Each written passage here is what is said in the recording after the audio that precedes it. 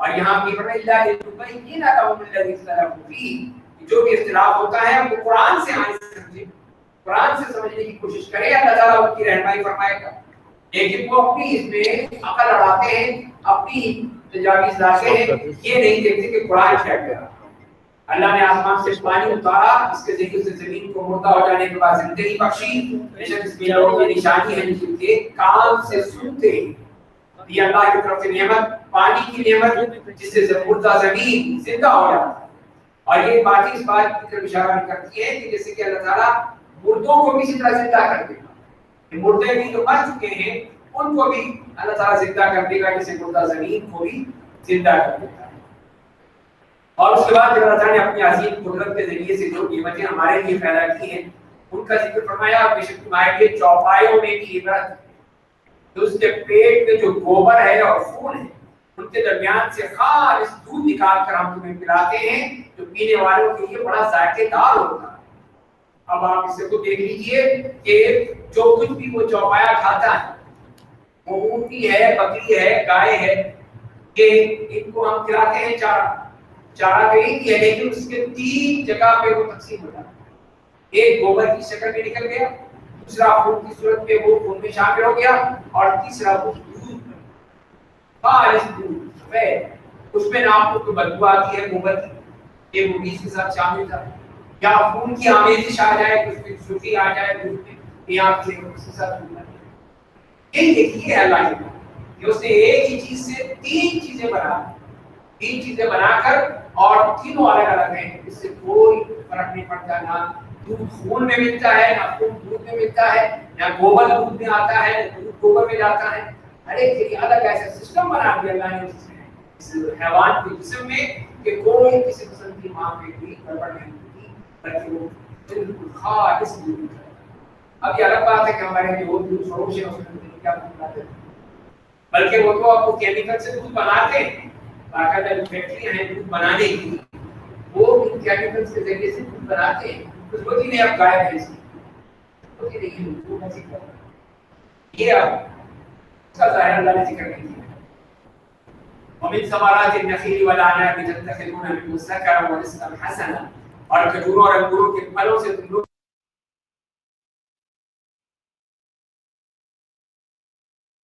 جو عقل سے کام لیتے ہیں، عقل سے سوچتے ہیں۔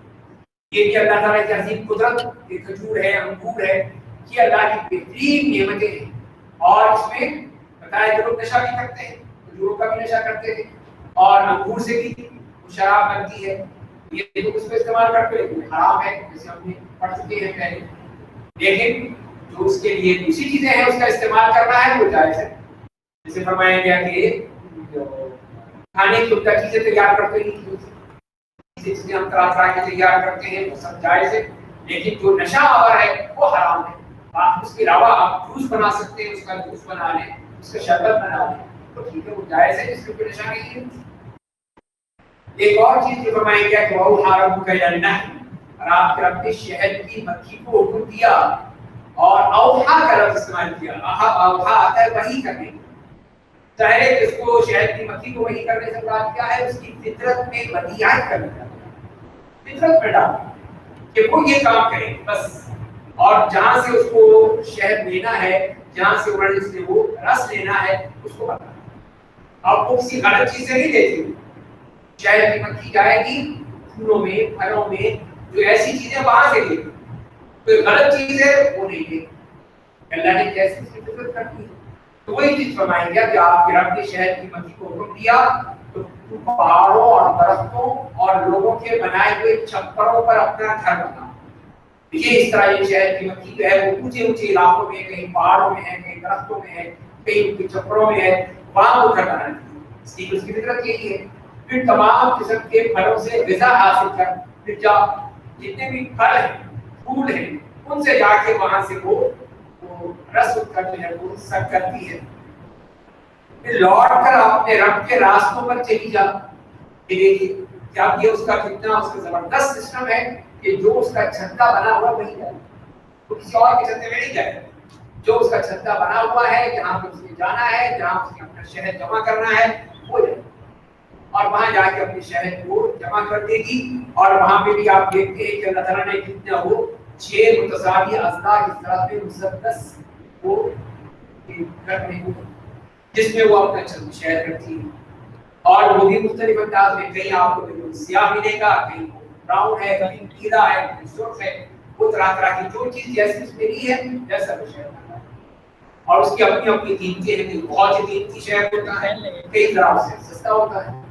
کچھ جو ہے ہمارے جو یہاں پر بھی وہ دورن کری چلتی ہے, جو اس کو چینی پلا کے جو ہے شربت چینی کا اس سے دینے سے شہد بناتے ہیں, تو یہ بھی چلتا ہے. تو بہرحال اللہ تعالیٰ نے جو سسٹم رکھا ہے بتایا کہ دیکھ لو ایک چھوٹا سا وہ کیڑا, لیکن اس میں کتنی زبردست اللہ تعالیٰ کی طرف سے وہ ایک بدیات کرتی گئی ہے کہ اس میں کسی قسم کی کوئی بھی گڑبڑ نہیں, کوئی اس میں ملاوٹ نہیں کرتا. شہد کی مکھی کو ملاوٹ نہیں کرے, ہم لوگ تو کر لیں گے جو ملا لیں گے, لیکن وہ مکھی ملاوٹ نہیں کرتی. وہ تو اللہ نے اس کو چلتی ہے, اس کے مطابق ہی چلتی ہے. فرمایا کہ جو اس کے پیٹ سے پینے کی چیز نکلتی ہے جس کے رنگ مختلف ہوتے ہیں, اس میں لوگوں کے لیے بیماریوں سے شفا ہے.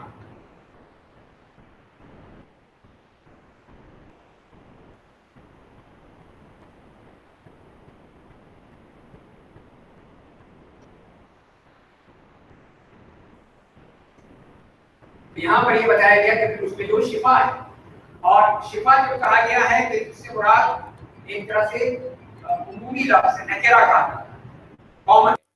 تو اب اس میں ہر چیز, ہر بیماری آ گئی, تمام بیماریوں کی شفا ہے. یہ نہیں کہا گا کہ فلاں کے لیے ہے فلاں کے لیے نہیں ہے, نہیں, اللہ تعالیٰ کی طرف سے ہر چیز میں شفا ہے. اب اس میں یہی مثال آتی ہے حدیث میں, ایک شخص آیا کہ اس نے کہا کہ یا رسول اللہ میرے وہ بھائی کو بیماری ہے, اسہال آ رہے ہیں. تو آپ نے کہا جاؤ اس کو شہد پلاؤ. شہد پلایا اور آنے لگے. پھر وہ آیا کہ یا رسول اللہ اس کو تو فائدہ نہیں ہوا, کہ نہیں اور پلاؤ. پھر پلاؤ اس کو. پھر آیا, پھر وہی مسئلہ ہے, کوئی حل نہیں ہوا. آپ نے کہا نہیں اور پلاؤ. یہی کہا کہ, اور پھر تیسری مرتبہ یا چوتھی مرتبہ آیا کہنے کہ ہاں اب ٹھیک ہو گیا. تو آپ نے فرمایا کہ صدق اللہ وکذب بطن اخیک, کہ اللہ نے سچ کہا ہے, تمہارے بھائی کا پیٹ جھوٹا ہے, اس نے جھوٹا ہے, اس کے اندر ہے کہ وہ گڑبڑ تھی.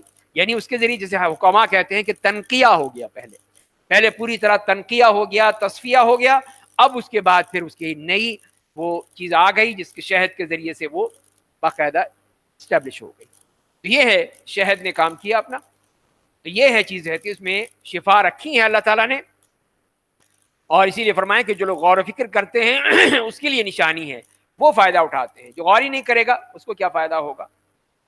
واللہ خلقکم ثم یتوفاکم, اور اللہ نے تم لوگوں کو پیدا کیا ہے پھر تمہاری روح کو قبض کر لیتا ہے, اور تم میں سے بعض کو گھٹیا عمر تک پہنچا دیا جاتا ہے تاکہ بہت کچھ جاننے والے کے لیے ایسا ہو جائے کہ اسے کچھ بھی یاد نہ رہے. بے شک اللہ بڑا جاننے والا, بڑی قدرت والا ہے. تو یہاں پہ اللہ تعالیٰ نے جہاں پہ پودوں کا, چوپایوں کا, شہد کی مکھیوں کے عجائب و غرائب بیان کیے, وہاں پہ انسان کے بھی چاروں مراحل بیان کر دیے. کہ پہلا مرحلہ اس کی نشو و نما ہوتی ہے, بچہ ہوتا ہے, بڑا ہوتا ہے. اس کے بعد اس کی جوانی کا مرحلہ آتا ہے. پھر اس کے بعد اس کی ادھیڑ پن کا وقت آتا ہے. پھر اس کے بعد آخری جو آتا ہے بڑھاپے کا وقت آ جاتا ہے. اور اس میں جب اس کے بھی ہوش و حواس ختم ہو جاتے ہیں تو پھر بالکل ہی وہ بچے کے مانند ہو جاتا ہے. جیسے بچے کو آپ سکھاتے ہیں, بتاتے ہیں, اسی طرح وہ بڑھاپے میں بھی ایک ایک بات اس کو سمجھائی جاتی ہے, تب سمجھ میں آتی ہے اس کے. ظاہر ہے کہ یہی ہے. تو وہی چیز فرمائی کہ ارذل العمر, سب سے وہ گھٹیا مرحلہ ہوتا ہے کہ جس میں وہ بوڑھا بھی بالکل ہی بچے کی مانند ہو جاتا ہے. واللہ فضل بعضکم علی بعض فی الرزق, اللہ نے تم میں سے بعض کو بعض پر روزی میں برتری دی ہے. بس جنہیں فضیلت دی گئی ہے وہ اپنی روزی اپنے غلاموں کو نہیں دے دیتے تاکہ وہ سب اس میں برابر ہو جائیں. تو کیا وہ اللہ کی نعمت کا انکار کرتے ہیں؟ تو یہ اللہ تعالیٰ کی طرف سے ہے کہ اس نے کسی کو زیادہ دیا ہے, کسی کو کم دیا ہے, کسی کو بہت کچھ دیا ہے. اور تو یہ بتایا کہ یہ تم یہ تو نہیں کرتے کہ تمہارا جو غلام ہے, نوکر ہے, ملازم ہے, اس کو ساتھ شریک کر لو کہ ٹھیک ہے میرے پاس 50 لاکھ روپے ہیں تو 25 لاکھ تم لے لو, 25 لاکھ میں رکھ لوں. یہ تو نہیں کرتا. ظاہر ہے کہ یہی مسئلہ ہے کہ یہ تو تم کرتے نہیں ہو. تو باقی اللہ کی طرف سے ہے کہ جو اس نے تمہیں دیا ہے وہ تمہاری طرف ہے, جو اس کو دیا ہے اس کا ہے. تو لہذا یہ اللہ کی طرف سے فضیلت دی گئی ہے, تم اس کی نعمت کا انکار مت کرو. واللہ جعل لکم من انفسکم ازواجا, اللہ نے تمہارے لیے تمہاری جنس کی بیویاں بنائیں اور تمہاری بیویوں سے تمہیں لڑکے اور پوتے عطا کیے اور روزی کے طور پر پاکیزہ چیزیں عطا کی، کیا وہ لوگ باطل معبودوں پر ایمان رکھتے ہیں، اللہ کی نعمت کا انکار کرتے ہیں، اللہ کے بجائے ان معبودوں کی پرستش کرتے ہیں جو آسمان اور زمین میں ان کی روزی کسی بھی حصے کے مالک نہیں ہے اور نہ وہ اس کی طاقت رکھتے ہیں۔ تو یہاں پہ ایک اور انسان کی ایک اور حالت بیان کر دی گئی کہ وہ یہ ہے کہ اللہ نے کس طرح اس کو بیٹے دیے ہیں، بیٹوں سے پھر ان کی اولاد دی ہے، پھر طیبات دی ہیں۔ یہ سب اللہ تعالیٰ کی نعمتیں ہیں کہ اس نے کس طرح انسان کو تمام چیزیں عطا فرمائی ہیں کہ اس کے لیے اولاد در اولاد ہوتی چلی جاتی ہے، لیکن پھر بھی انسان اللہ کو نہیں مانتا۔ وہ بھی جو اللہ نے دیا ہے اس کو اللہ دیتا نہیں کہتا، اس کو پیراں دیتا کہتا ہے، یہ پیر صاحب نے دیا ہے، فلاں مزار سے فلاں دربار سے میں اولاد لے کر آیا۔ یہی ہے کہ جو اللہ کی دی ہوئی رزق تم اس طرح کرتے ہو کہ دوسروں کے نام کر رہے ہو، یہ فلاں نے دی ہے، فلاں نے دی ہے۔ وَيَعْبُدُونَ مِن دُونِ اللَّهِ مَا لَا يَمْلِكُ لَهُمْ رِزْقًا، اللہ کے بجائے ان معبودوں کی پرستش کرتے ہیں جو آسمان اور زمین میں ان کی روزی کے کسی بھی حصے کے مالک نہیں ہیں اور نہ وہ اس کی طاقت رکھتے ہیں۔ بس تم لوگ اللہ کے لیے مثالیں مت بیان کرو، بے شک اللہ جانتا ہے اور تم لوگ کچھ بھی نہیں جانتے ہو۔ پھر اللہ نے مثال دی ہے کہ اے اللہ ایک زرخرید غلام کی مثال بیان کرتا ہے جس کے پاس کوئی قدرت نہیں ہوتی، اور ایک ایسے شخص کی جس کو ہم نے اپنی جانب سے اچھی کشادہ روزی دی ہے، بس وہ ان میں سے پوشیدہ طور پر اور دکھا کر خرچ کرتا ہے، کیا یہ لوگ برابر ہو سکتے ہیں؟ تمام تعریفیں اللہ کے لیے ہیں لیکن ان میں سے اکثر لوگ نہیں جانتے۔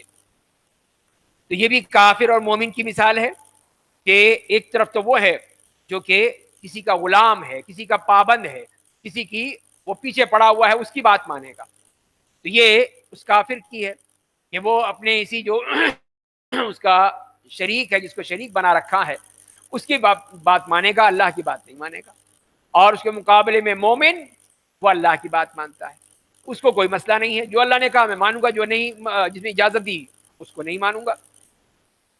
تو لہذا پھر یہ ہیں وہ فرق جو سمجھنا چاہیے۔ اور پھر ایک اور مثال دی، وَضَرَبَ اللَّهُ مَثَلًا رَجُلَيْنِ، اللہ تعالیٰ دو آدمیوں کی مثال بیان کرتا ہے، ان میں سے ایک گونگا ہے جو کسی کام کی قدرت نہیں رکھتا اور وہ اپنے آقا کے لیے بوجھ ہوتا ہے، جہاں بھی کہیں اسے بھیجتا ہے کوئی بھلائی لے کر نہیں آتا۔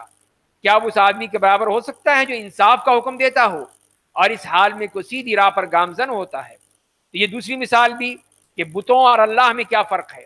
ایک آدمی گونگا بہرا، نہ بول سکتا ہے نہ سن سکتا ہے، وہ کیا کام کرے گا؟ کچھ نہیں کر سکتا۔ تو وہ یہی بتایا گیا ہے کہ یہ اللہ تعالیٰ کی ذات اقدس کہ جس کو ہر طرح کی صفات اس کے ہاں موجود ہے، ہر طرح کی صفات۔ اس بت کے پاس کیا ہے؟ یہ بت نہ سن سکتا ہے، نہ دیکھ سکتا ہے، نہ سمجھ سکتا ہے، نہ کچھ دے سکتا ہے، تو یہ تمہارے کس کام کا؟ یہی فرق ہے، ذرا اس کو سوچو سمجھو، یہ کیسے دونوں برابر ہو سکتے ہیں؟ اور آسمان اور زمین کے غیبی امور کا علم صرف اللہ کو ہے، اور قیامت کا آنا آنکھ جھپکنے کے مانند ہوگا یا اس سے بھی زیادہ قریب ہوگا، بے شک اللہ ہر چیز پر قادر ہے۔ تو یہ قیامت جب آ جائے گی، جیسے فرمائے کہ آنکھ جھپکنے تک، بس ایک دفعہ فوراً ہی جیسے سور پھونکا جائے گا، ہر چیز جو ہے پھر اپنے اپنے کام پہ چل پڑے گی اور وہ قیامت نافذ ہو جائے گی، اور اس وقت جو بھی جو کام کر رہا ہوگا وہی کام رہے گا، اس کو اتنی مہلت نہیں ملے گی کہ اس کام کو وہ پورا کر لے۔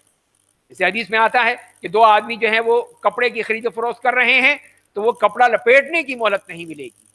ایک کوئی اپنے کنویں کو لیپ رہا ہے، مٹی لگا رہا ہے، اس کو اتنی موقع نہیں ملے گا کہ اس کو وہ پورا کر لے۔ اور اسی طرح اور دوسری جتنی مثالیں دی گئی ہیں کہ جو جس کام میں ہے بس ختم، وہیں سٹاپ، قیامت آ گئی، اب کوئی کام آگے بڑھ ہی نہیں سکتا ہے۔ الم یروا الی الطیر مسخرات فی جو السماء، کیا ان لوگوں نے چڑیوں کو نہیں دیکھا جو فضائے آسمانی میں اللہ کی تابع فرمان ہیں؟ اللہ ہی نے گرنے سے روکے رکھتا ہے، بے شک اس میں ان لوگوں کی نشانیاں ہیں جو اہل ایمان ہوتے ہیں۔ تو یہاں پرندوں کی مثال دی گئی کہ یہ پرندے جو آسمان میں اڑتے ہیں، کس نے ذمہ رکھا ہے؟ کون ہے وہ ذات جس نے ان کو پکڑ رکھا ہے کہ یہ زمین پہ نہیں گر پڑتے، اپنے اڑتے ہیں فوراً اور آسمان میں اڑتے ہی چلے جاتے ہیں، اور پھر جب چاہتے ہیں نیچے آ جاتے ہیں، کہیں گرتے نہیں ہیں، کہیں یہ نہیں دیکھا کہ وہ اڑتے ہی فوراً گر پڑا ہو اور مر گیا ہو، یہ ہوتا ہی نہیں ہے۔ تو یہی اللہ نے ان کو سنبھال رکھا ہے، ما یمسکہن الا اللہ۔ اور ایک اور مزید اللہ کی نعمتیں سنیے، اور اللہ نے تمہارے گھروں کو تمہارے لیے رہنے کی جگہ بنائی ہے، چوپایوں کے چمڑوں سے تمہارے لیے خیموں کے گھر بنائے ہیں، जिन्हें तुम अपने सफ़र व हज़र में उठाए फिरते हो, और इन भेड़ों के ऊन और ऊँटों से, बकरियों के बालों से ओढ़ना बिछौना और एक वक्त मुकर्रर तक फ़ायदा उठाने की चीज़ें बनाई हैं। तो ये इंसान की रहन सहन के लिए अल्लाह की नेमतों का तज़किरा। पहली बात तो ये घर है। अब घर हर तरह के बनाते हैं।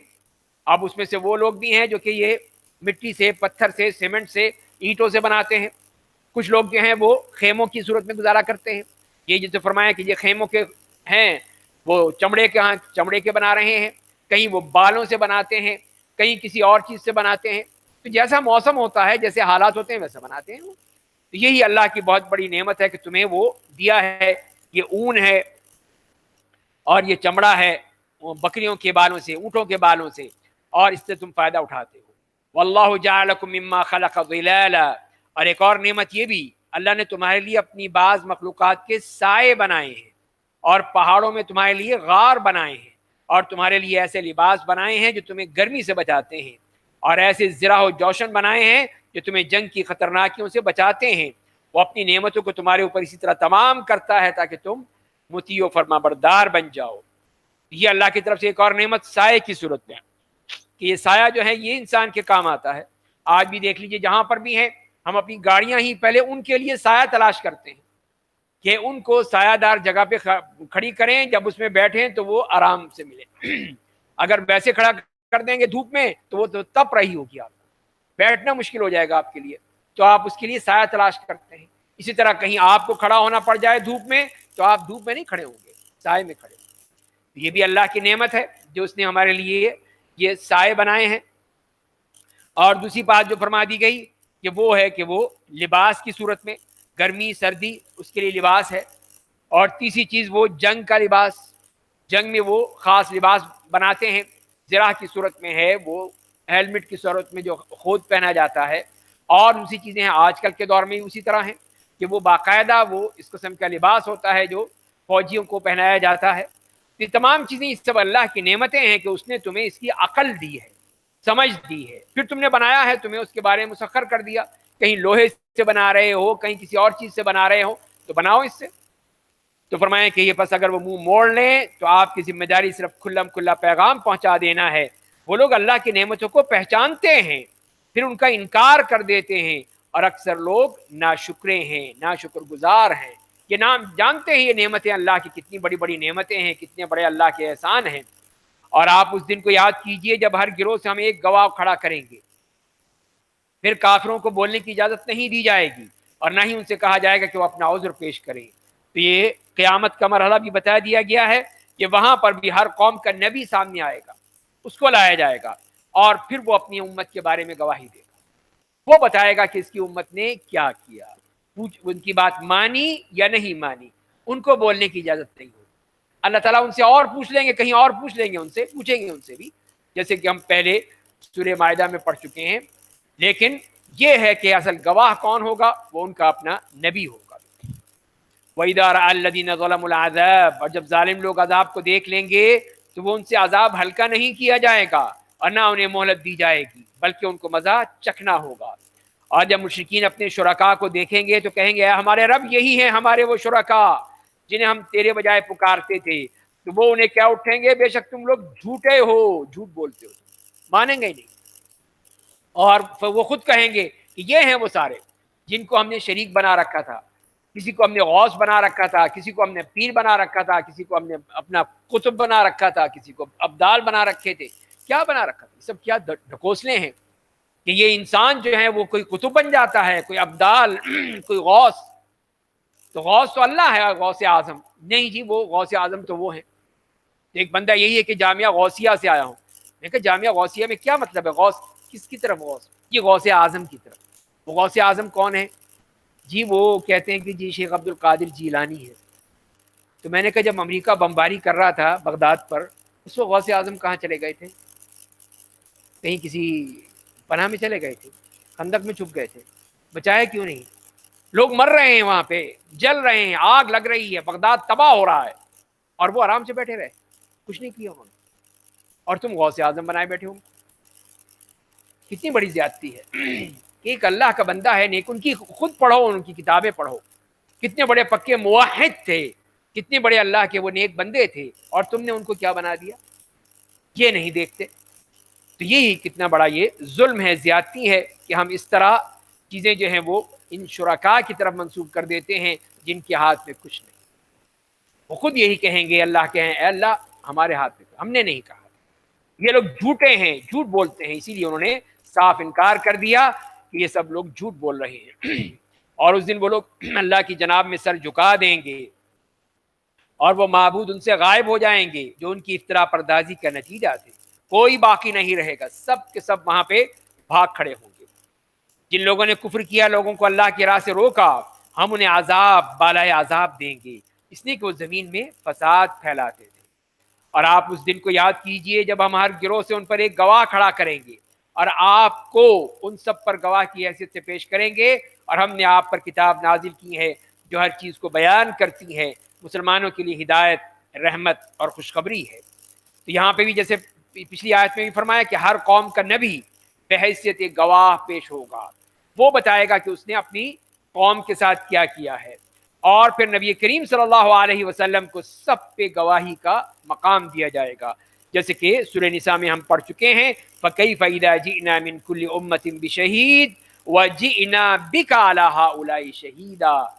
इस तरह जैसे कि हमने हर उम्मत में गवाह लाएंगे और आपको इन सब पर गवाह बनाकर लाएंगे। इसीलिए आप तो रोने लगे इस पे कि कितना अल्लाह ताला ने कितनी बड़ी जिम्मेदारी डाल दी आप पर। वयौम नबाअसु फी कुल्लि उम्मतिन शहीदन अलैहिम मिन अनफुसिहिम व जिअना बिका अला हाउलाई शहीदा व नज़्ज़लना अलैकल किताब तिबयानन लिकुल्लि शैइन व हुदन व रहमतन व बुशरा लिल मुस्लिमीन। और उसके बाद फिर तीन बातों का हुक्म दिया, तीन बातों से रोका। इन्नल्लाह यअमुरु बिल अदलि वल इहसानि व ईताइ ज़िल कुर्बा, बेशक अल्लाह इंसाफ, एहसान और रिश्तेदारों को माली ताउन देने का हुक्म देता है, और बेहयाई, नापसंदीदा अफ़आल और सरकशी से रोकता है। वो तुम्हें नसीहत करता है ताकि तुम उसे कबूल कर लो।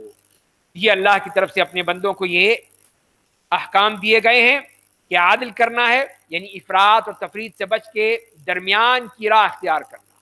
दरमियान का वसत आदिल कहलाता है। एहसान ये है कि जो अमल साले जो वाजिब न भी हो, जो वाजिब ना हो, उसको भी करना, उसको भी अदा करना। फ़र्ज अदा कर लिया तो ठीक है, अच्छी बात है, लेकिन उसके साथ साथ फिर आपने नफली इबादत भी की, नफली नमाजें भी पढ़ी, नफली रोज़े भी रखे, नफली खर्च भी किया, तो ये वो एहसान का दर्जा बन जाता है। और तीसरी चीज़ जो है वो रिश्तेदारों के साथ अच्छा सलूक करना, उनके हुकूक अदा करना। और तीन चीज़ जो मना किया है उसमें बेहयाई की बात है। बेहयाई जो आम होती चली जा रही है हमारे इस खित्ते में या पूरी दुनिया में, उसको बढ़ाया जा रहा है, उसको और प्रोमोट किया जा रहा है। तो यही वो बेहयाई बढ़ती चली जा रही है। और उसके साथ साथ वो नापसंदीदा अफ़आल है और सरकशी है। ये तमाम वो चीज़ें हैं जिससे सख्ती से मना फरमा दिया गया। वअफ़ू बिअहदिल्लाहि इज़ा आहदतुम, जब अल्लाह से अहद व पैमान करो तो उसे पूरा करो, और कसमों को पुख्ता कर लेने के बाद मत तोड़ो, हालांकि तुमने उस पर अल्लाह को गवाह बनाया था। बेशक अल्लाह तुम्हारे अफ़आल को खूब जानता है। तो जो भी अहद किया है, जो कसम खाई है, उसको तोड़ना बहुत बड़ा जुर्म है, बहुत बड़ा गुनाह है। कि तुमने जो अल्लाह की कसम खाई थी, अल्लाह का नाम लेके कहा था, और फिर तुम उसको तोड़ते हो, ये कितना बड़ा जुर्म है, कितना बड़ा गुनाह है। और फरमाएं कि और तुम लोग उस औरत की मानिंद ना हो जाओ जिसने अपना धागा मजबूत काटने के बाद रेजा रेजा कर डाला। ऐसा ना हो कि तुम लोग अपनी कसमों को अपने दरमियान धोखा दही का जरिया बनाओ, इसलिए कि अब एक गिरोह दूसरे गिरोह से ताकतवर हो गया है। बेशक अल्लाह तुम्हें उसके जरिए आजमाना चाहता है, और क़यामत के दिन वो यकीनन तुम्हारे सामने इस बात को खोल कर रख देगा जिसमें तुम आपस में इख्तिलाफ करते हो। तो यहाँ पे पिछली आयत की तरह यहाँ पे भी यही फरमाया गया कि वादों को पूरा करो, कसमों को मत तोड़ो। और उसकी मिसाल दी है कि उस एक पागल अहमक औरत की मिसाल है कि जो मजबूत और पायादार धागा बुनती थी, अपने उसके ऊपर अपने जो धागा बनाने की होता था पहले, उस ये काटना, जी हाँ, काटने का जो वो उसको क्या कहते थे, चरखा, जी हाँ, चरखे के जरिए, जी हाँ, उसके जरिए काटती थी, और काटने के बाद उसको काट देती थी, एक एक धागा जो है काट दिया। तो फरमाया कि ये कितनी बड़ी मेहनत, एक आदमी इतनी मेहनत करे, सब कुछ करे, और बाद में उसको काट दे, तो इससे बड़ा बेवकूफ़ कौन होगा, अहमक कौन होगा। جیسے یہ عورت ہے کہ چرخا کاتا، دھاگا بنایا اور اس کو پھر ٹکڑے ٹکڑے کر کے پھر وہ پھینک دیا. تو لہذا یہ مت کرو کہ تم نے اتنی بڑی قسم کھائی، اللہ کی قسم کھائی، اور اس کے بعد پھر اس کی مخالفت شروع کر دی. یہ کتنی بڑی غلط بات ہے. اسی طرح کوئی بھی عمل ہے جو آدمی محنت سے کرتا ہے اور پھر اس کو برباد کر دیتا ہے تو یہ بہت بری بات ہے. اسی کو سختی سے منع کیا گیا ہے. وَلَوْ شَاءَ اللَّهُ لَجَعَلَكُمْ أُمَّةً وَاحِدَةً، اور اگر اللہ چاہتا تو تم تمام انسانوں کو ایک گروہ بنا دیتا. لیکن وہ جسے چاہتا ہے گمراہ کر دیتا ہے، جسے چاہتا ہے ہدایت دیتا ہے، اور تم سے تمہارے کیے کے بارے میں ضرور پوچھا جائے گا. تو یہ ممکن نہیں ہے کہ سب ایک دین پر جمع ہو جائیں. کافر بھی مومن بھی اللہ تعالیٰ کر سکتا تھا، لیکن اللہ نے ایسا نہیں کیا، بلکہ ان کو ان کی عقل پر چھوڑ دیا کہ جو سوچ سمجھ کے غور و فکر کر کے جو قبول کرے گا وہی اس کے کام آئے گا. جو اس کی عقل میں آئے گا کہ یہ ہدایت ہے، یہ حق ہے، تو اس کو قبول کرو، پھر جو غلط ہے اس کو چھوڑو. یہ ہے تمہارے لیے اللہ کی طرف سے. وَلَا تَتَّخِذُوا أَيْمَانَكُمْ دَخَلًا بَيْنَكُمْ، اور تم لوگ اپنی قسموں کو آپس میں دھوکہ دہی کا ذریعہ مت بناؤ. کہیں ایسا نہ ہو کہ کسی کا قدم اسلام پر جمنے کے بعد تمہارے اس برتاؤ کی وجہ سے پھسل جائے، اللہ کی راہ سے روکنے کی وجہ سے تمہیں سزا بھگتنی پڑے اور آخرت میں تمہیں بڑا عذاب دیا جائے گا. یہاں پر پھر اس میں بھی قسم کے بارے میں کہ سختی سے کہہ دیا گیا ہے کہ دیکھو ان قسموں کو اپنی دھوکہ دہی کا ذریعہ مت بناؤ. کہ دھوکہ دینے کے لیے قسمیں کھا کھا کر کہا جا رہا ہے یہ دیکھیں میں نے یہ آپ کے لیے کرنا ہے، میں یہ کر رہا ہوں. یا بیچنے والا جو ہے قسمیں کھا کر کہتے نہیں جی بالکل خالص چیز ہے، نمبر 1 ہے، بالکل صحیح ہے. چلے جائیے چوار بازار میں، دوسرے بازاروں میں، کہ قسمیں کھا کھا کر کہتے ہیں کہ یہ بالکل صحیح چیز ہے، بالکل اچھی چیز ہے. گھر جا کے پتہ چلتا ہے کہ وہ کیا چیز کیا ہے. تو یہی ہے کہ دیکھو اپنی قسموں کو اس طرح مت استعمال کرو. یہ اللہ کا نام ہے اس میں، اور اللہ کے نام کو اس طرح پامال کرنا بہت بڑا جرم ہے، بہت بڑا گناہ ہے. اور اس کی ایک اور شکل بھی بیان کی گئی کہ وَلَا تَشْتَرُوا بِعَهْدِ اللَّهِ ثَمَنًا قَلِيلًا، اللہ کے عہد و پیمان کو تھوڑی قیمت کے بدلے مت بیچ ڈالو. اگر تمہیں علم ہوتا تو یہ بھی جانتے کہ جو اللہ کے پاس ہے وہ تمہارے لیے زیادہ بہتر ہے کہ تم صرف کسی کی خوشنودی کی خاطر، کہ حکام ہیں حکمران خوش ہو جائیں گے کہ ہم ان کو بتائیں گے کہ دیکھیں جی آپ کی اس بات کو تو قرآن نے بھی بیان کیا ہے، حدیث نے بھی بیان کیا ہے، وہ کہیں گے اچھا یہ لو. ان کے خوشنودی کی خاطر یا ان کو فتوے بیچ رہے ہیں، پیسے دے دے کے فتوے دے رہے ہیں ان کو کہ یہ لوگ وہ اس کے مطابق کام کریں. تو یہ ایسا مت کرو. تو پیسے کی خاطر اگر کرو گے تو تمہیں معلوم ہونا چاہیے جو اللہ کے پاس ہے وہ زیادہ بہتر ہے. اللہ تمہیں اس کا اجر دے گا اگر تم اللہ کے لیے کرتے ہو. اگر تم پیسے کے لیے کرتے ہو تو یہ پیسہ تمہارے کسی کام نہیں آئے. ما عندکم ینفد وما عند اللہ باق، جو تمہارے پاس جو کچھ ہے ختم ہو جائے گا، نہیں بچے گا، چاہے وہ ساری دنیا کی دولت ہو، سب کچھ ختم ہو جائے گا. اور جو اللہ کے پاس ہے وہی باقی رہے گا. اور جو لوگ اللہ کے دین پر صبر کریں گے ہم انہیں ان کے اعمال سے زیادہ اچھا بدلہ دیں گے. تو اور یہاں پہ مرد اور عورت کی نیکی کے بارے میں فرما دیا، جو کوئی مرد یا عورت نیک کام کرے گا اس حال میں کہ وہ مومن ہوگا تو اسے ہم پاکیزہ اور عمدہ زندگی عطا کریں گے اور ان کے اعمال سے زیادہ اچھا بدلہ انہیں دیں گے. یہ اللہ کی طرف سے بتا دیا گیا کہ اس عمل کے معاملے میں دونوں برابر ہیں، مرد بھی اور عورت بھی، اس میں کوئی فرق نہیں ہے. اگر عورت زیادہ عمل کرتی ہے تو وہ کامیاب ہو جائے گی، اس کا زیادہ اونچا درجہ ہوگا. اگر مرد کام کرے گا تو وہ درجہ پا لے گا. لیکن یہ نہیں ہے کہ مرد ہے تو وہ اس سے فوقیت رکھ لے، نہیں، دونوں کا عمل دیکھا جائے گا. یہی چیز فرمائی جا رہی ہے کہ ان کا عمل دیکھیں گے تو جو جس کا عمل ہوگا اس کو پاکیزہ اور عمدہ زندگی دیں گے، دنیا میں بھی اس کو بہترین اس کی جزا ملے گی. بے شک بس جب آپ قرآن پڑھیے تو اللہ کے ذریعے مردود شیطان سے پناہ مانگیے. تو اسی لیے فرمایا کہ قرآن پڑھنے سے پہلے ضرور اعوذ باللہ پڑھ لینا چاہیے. اعوذ باللہ من الشیطان الرجیم پڑھنا یہ ضروری ہے. قرآن نے اس کا حکم دیا ہے تاکہ شیطانی وسوسوں سے ہم بچ جائیں. اور بسم اللہ وہی ہوتی ہے جہاں پر قرآن کی ابتدا ہوتی ہے، یعنی سورت شروع ہوتی ہے تو وہاں بسم اللہ پڑھ لیں. وہیں سے ابتدا کر رہے ہیں تو دونوں پڑھ لیں، اعوذ باللہ بسم اللہ دونوں پڑھ لیں. لیکن جہاں قرآن کی ابتدا وہاں اعوذ باللہ ضروری ہے، بسم اللہ چاہے پڑھیں یا نہ پڑھیں. اور فرمائیں اسی شیطان کے حوالے سے، بے شک اہل ایمان اپنے رب پر بھروسہ کرنے والوں پر اس کا کوئی زور نہیں چلتا ہے. اس کا زور صرف ان پر چلتا ہے جو اسے اپنا دوست بناتے ہیں اور جو اللہ کا شریک ٹھہراتے ہیں. وَإِذَا بَدَّلْنَا آيَةً مَكَانَ آيَةٍ، اور جب ہم کسی آیت کے بدلے دوسری آیت لاتے ہیں، اللہ جو کچھ نازل کرتا ہے اسے خوب جانتا ہے۔ تو کفار رسول اللہ صلی اللہ علیہ وسلم سے کہتے ہیں کہ تم خود ہی گھڑ لیتے ہو، ایسی بات نہیں ہے، بلکہ اکثر اہل کفر جانتے ہی نہیں ہیں یہ جو انہوں نے بنا رکھا ہے کہ یہ خود بنا کے لے آیا ہے۔ تو فرمایا کہ نہیں، آپ کہہ دیجئے کہ اس قرآن کو جبریل نے میرے رب کے پاس سے برحق نازل کیا ہے تاکہ یہ ایمان والوں کو ثابت قدم بنائے اور یہ مسلمانوں کے لیے ہدایت کا سرچشمہ اور ہر خیر کی خوشخبری دینے والا ہے۔ یہ ہے یہ اللہ کی طرف سے یہ کتاب جو جبریل علیہ السلام کی زبانی یہاں تک پہنچی ہے۔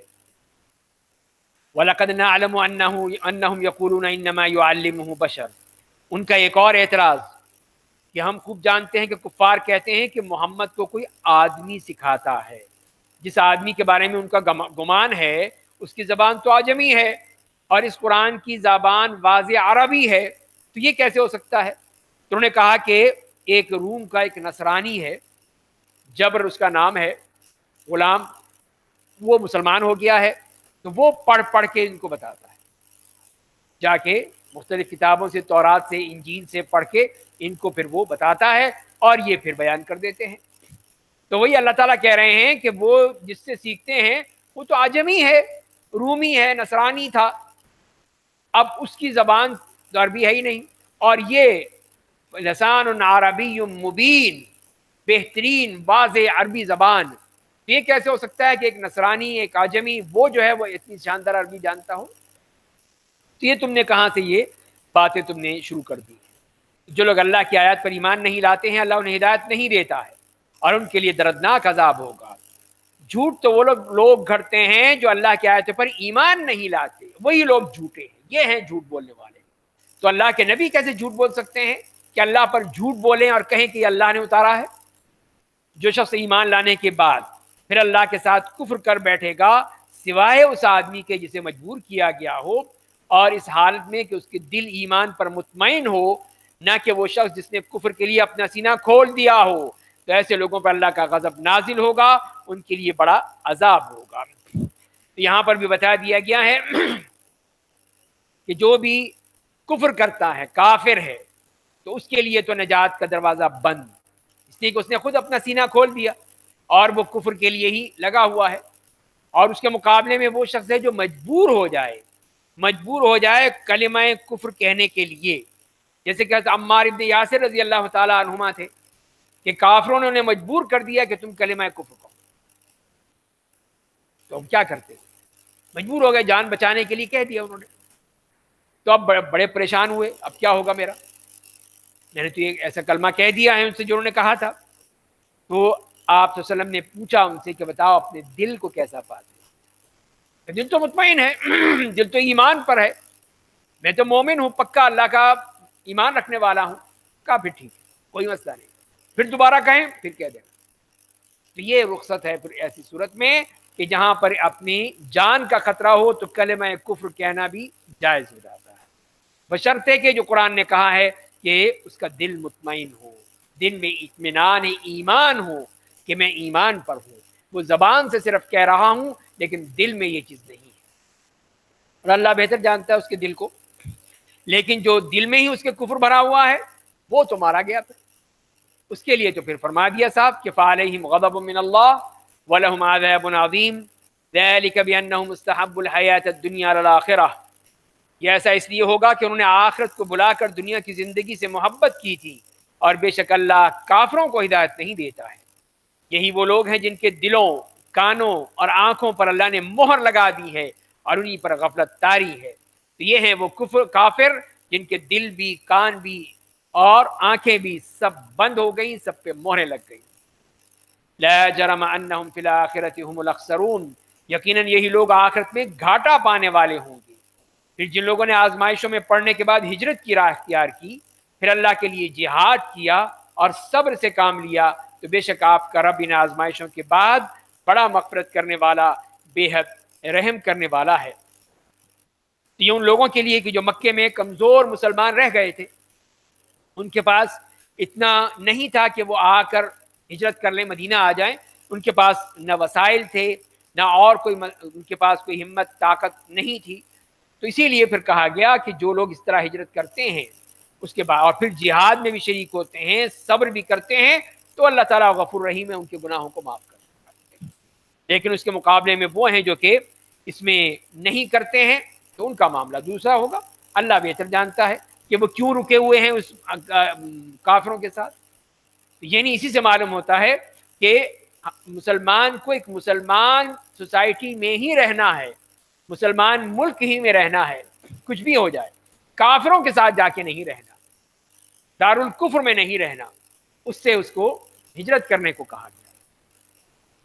وضرب اللہ مثلا قریۃ کانت آمنۃ مطمئنہ، اللہ ایک بستی کی مثال پیش کرتا ہے جو پرامن پرسکون تھی، اس کی روزی کشادگی کے ساتھ ہر جگہ سے اس کے پاس آتی تھی، اس نے اللہ کی نعمتوں کی ناشکری کی، تو اللہ نے ان کے کرتوتوں کی وجہ سے انہیں شدید بھوک اور خوف و ہراس میں کا مزہ چکھایا۔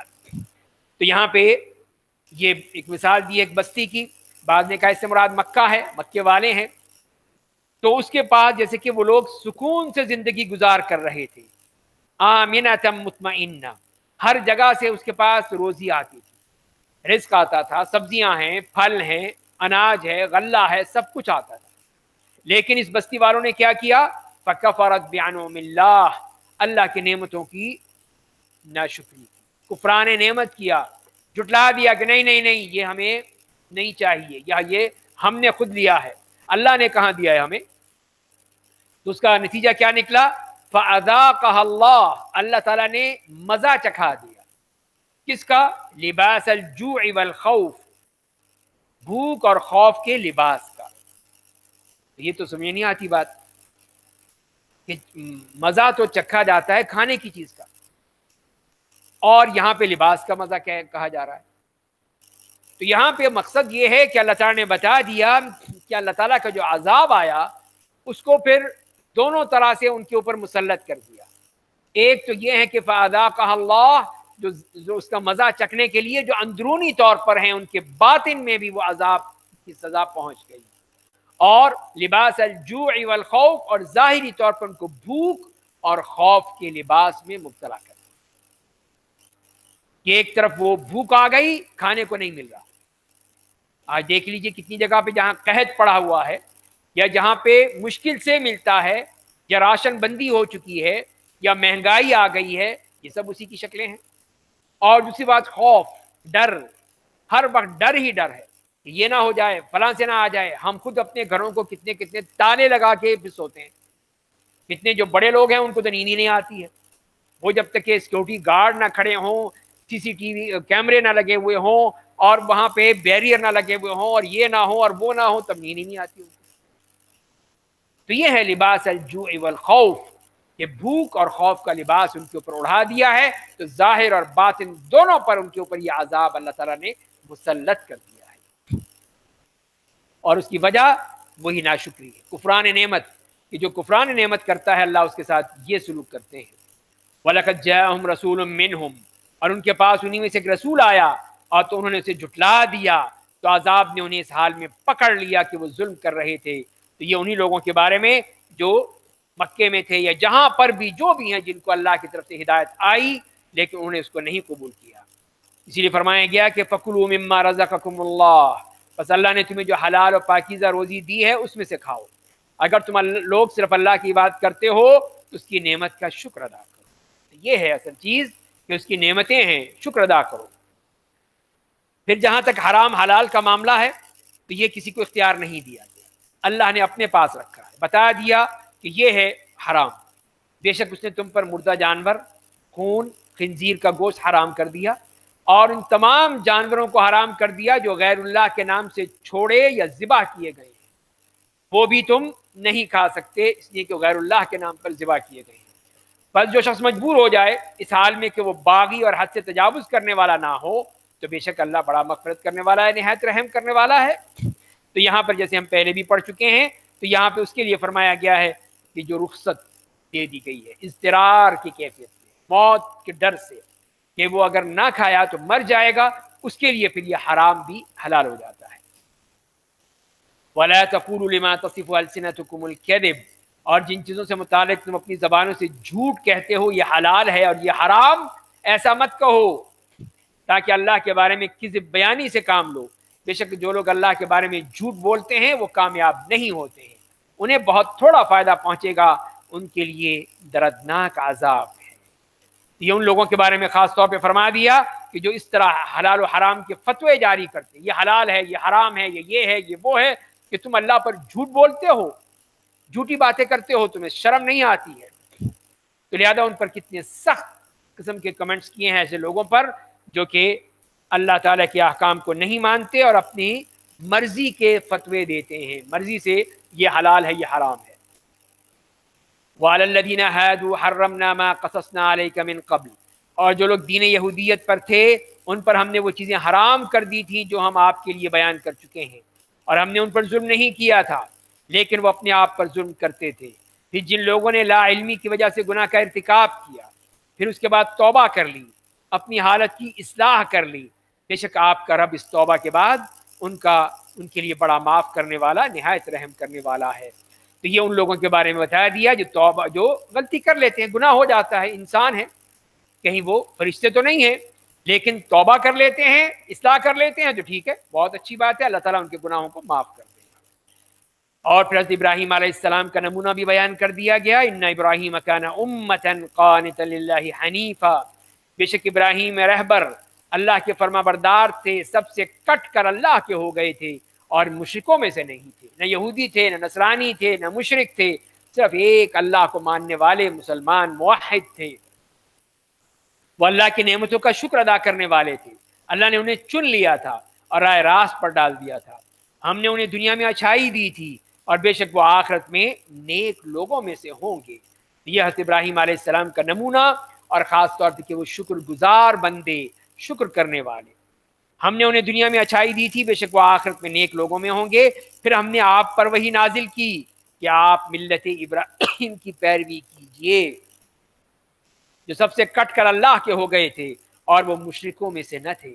تو ظاہر ہے کہ پھر آپ کو ان کی جو باتیں جو قرآن نے بتائی ہیں اس کے مطابق ان کی پوری طرح پیروی کیجیے کہ کس طرح کے شکر گزار بندے تھے وہ۔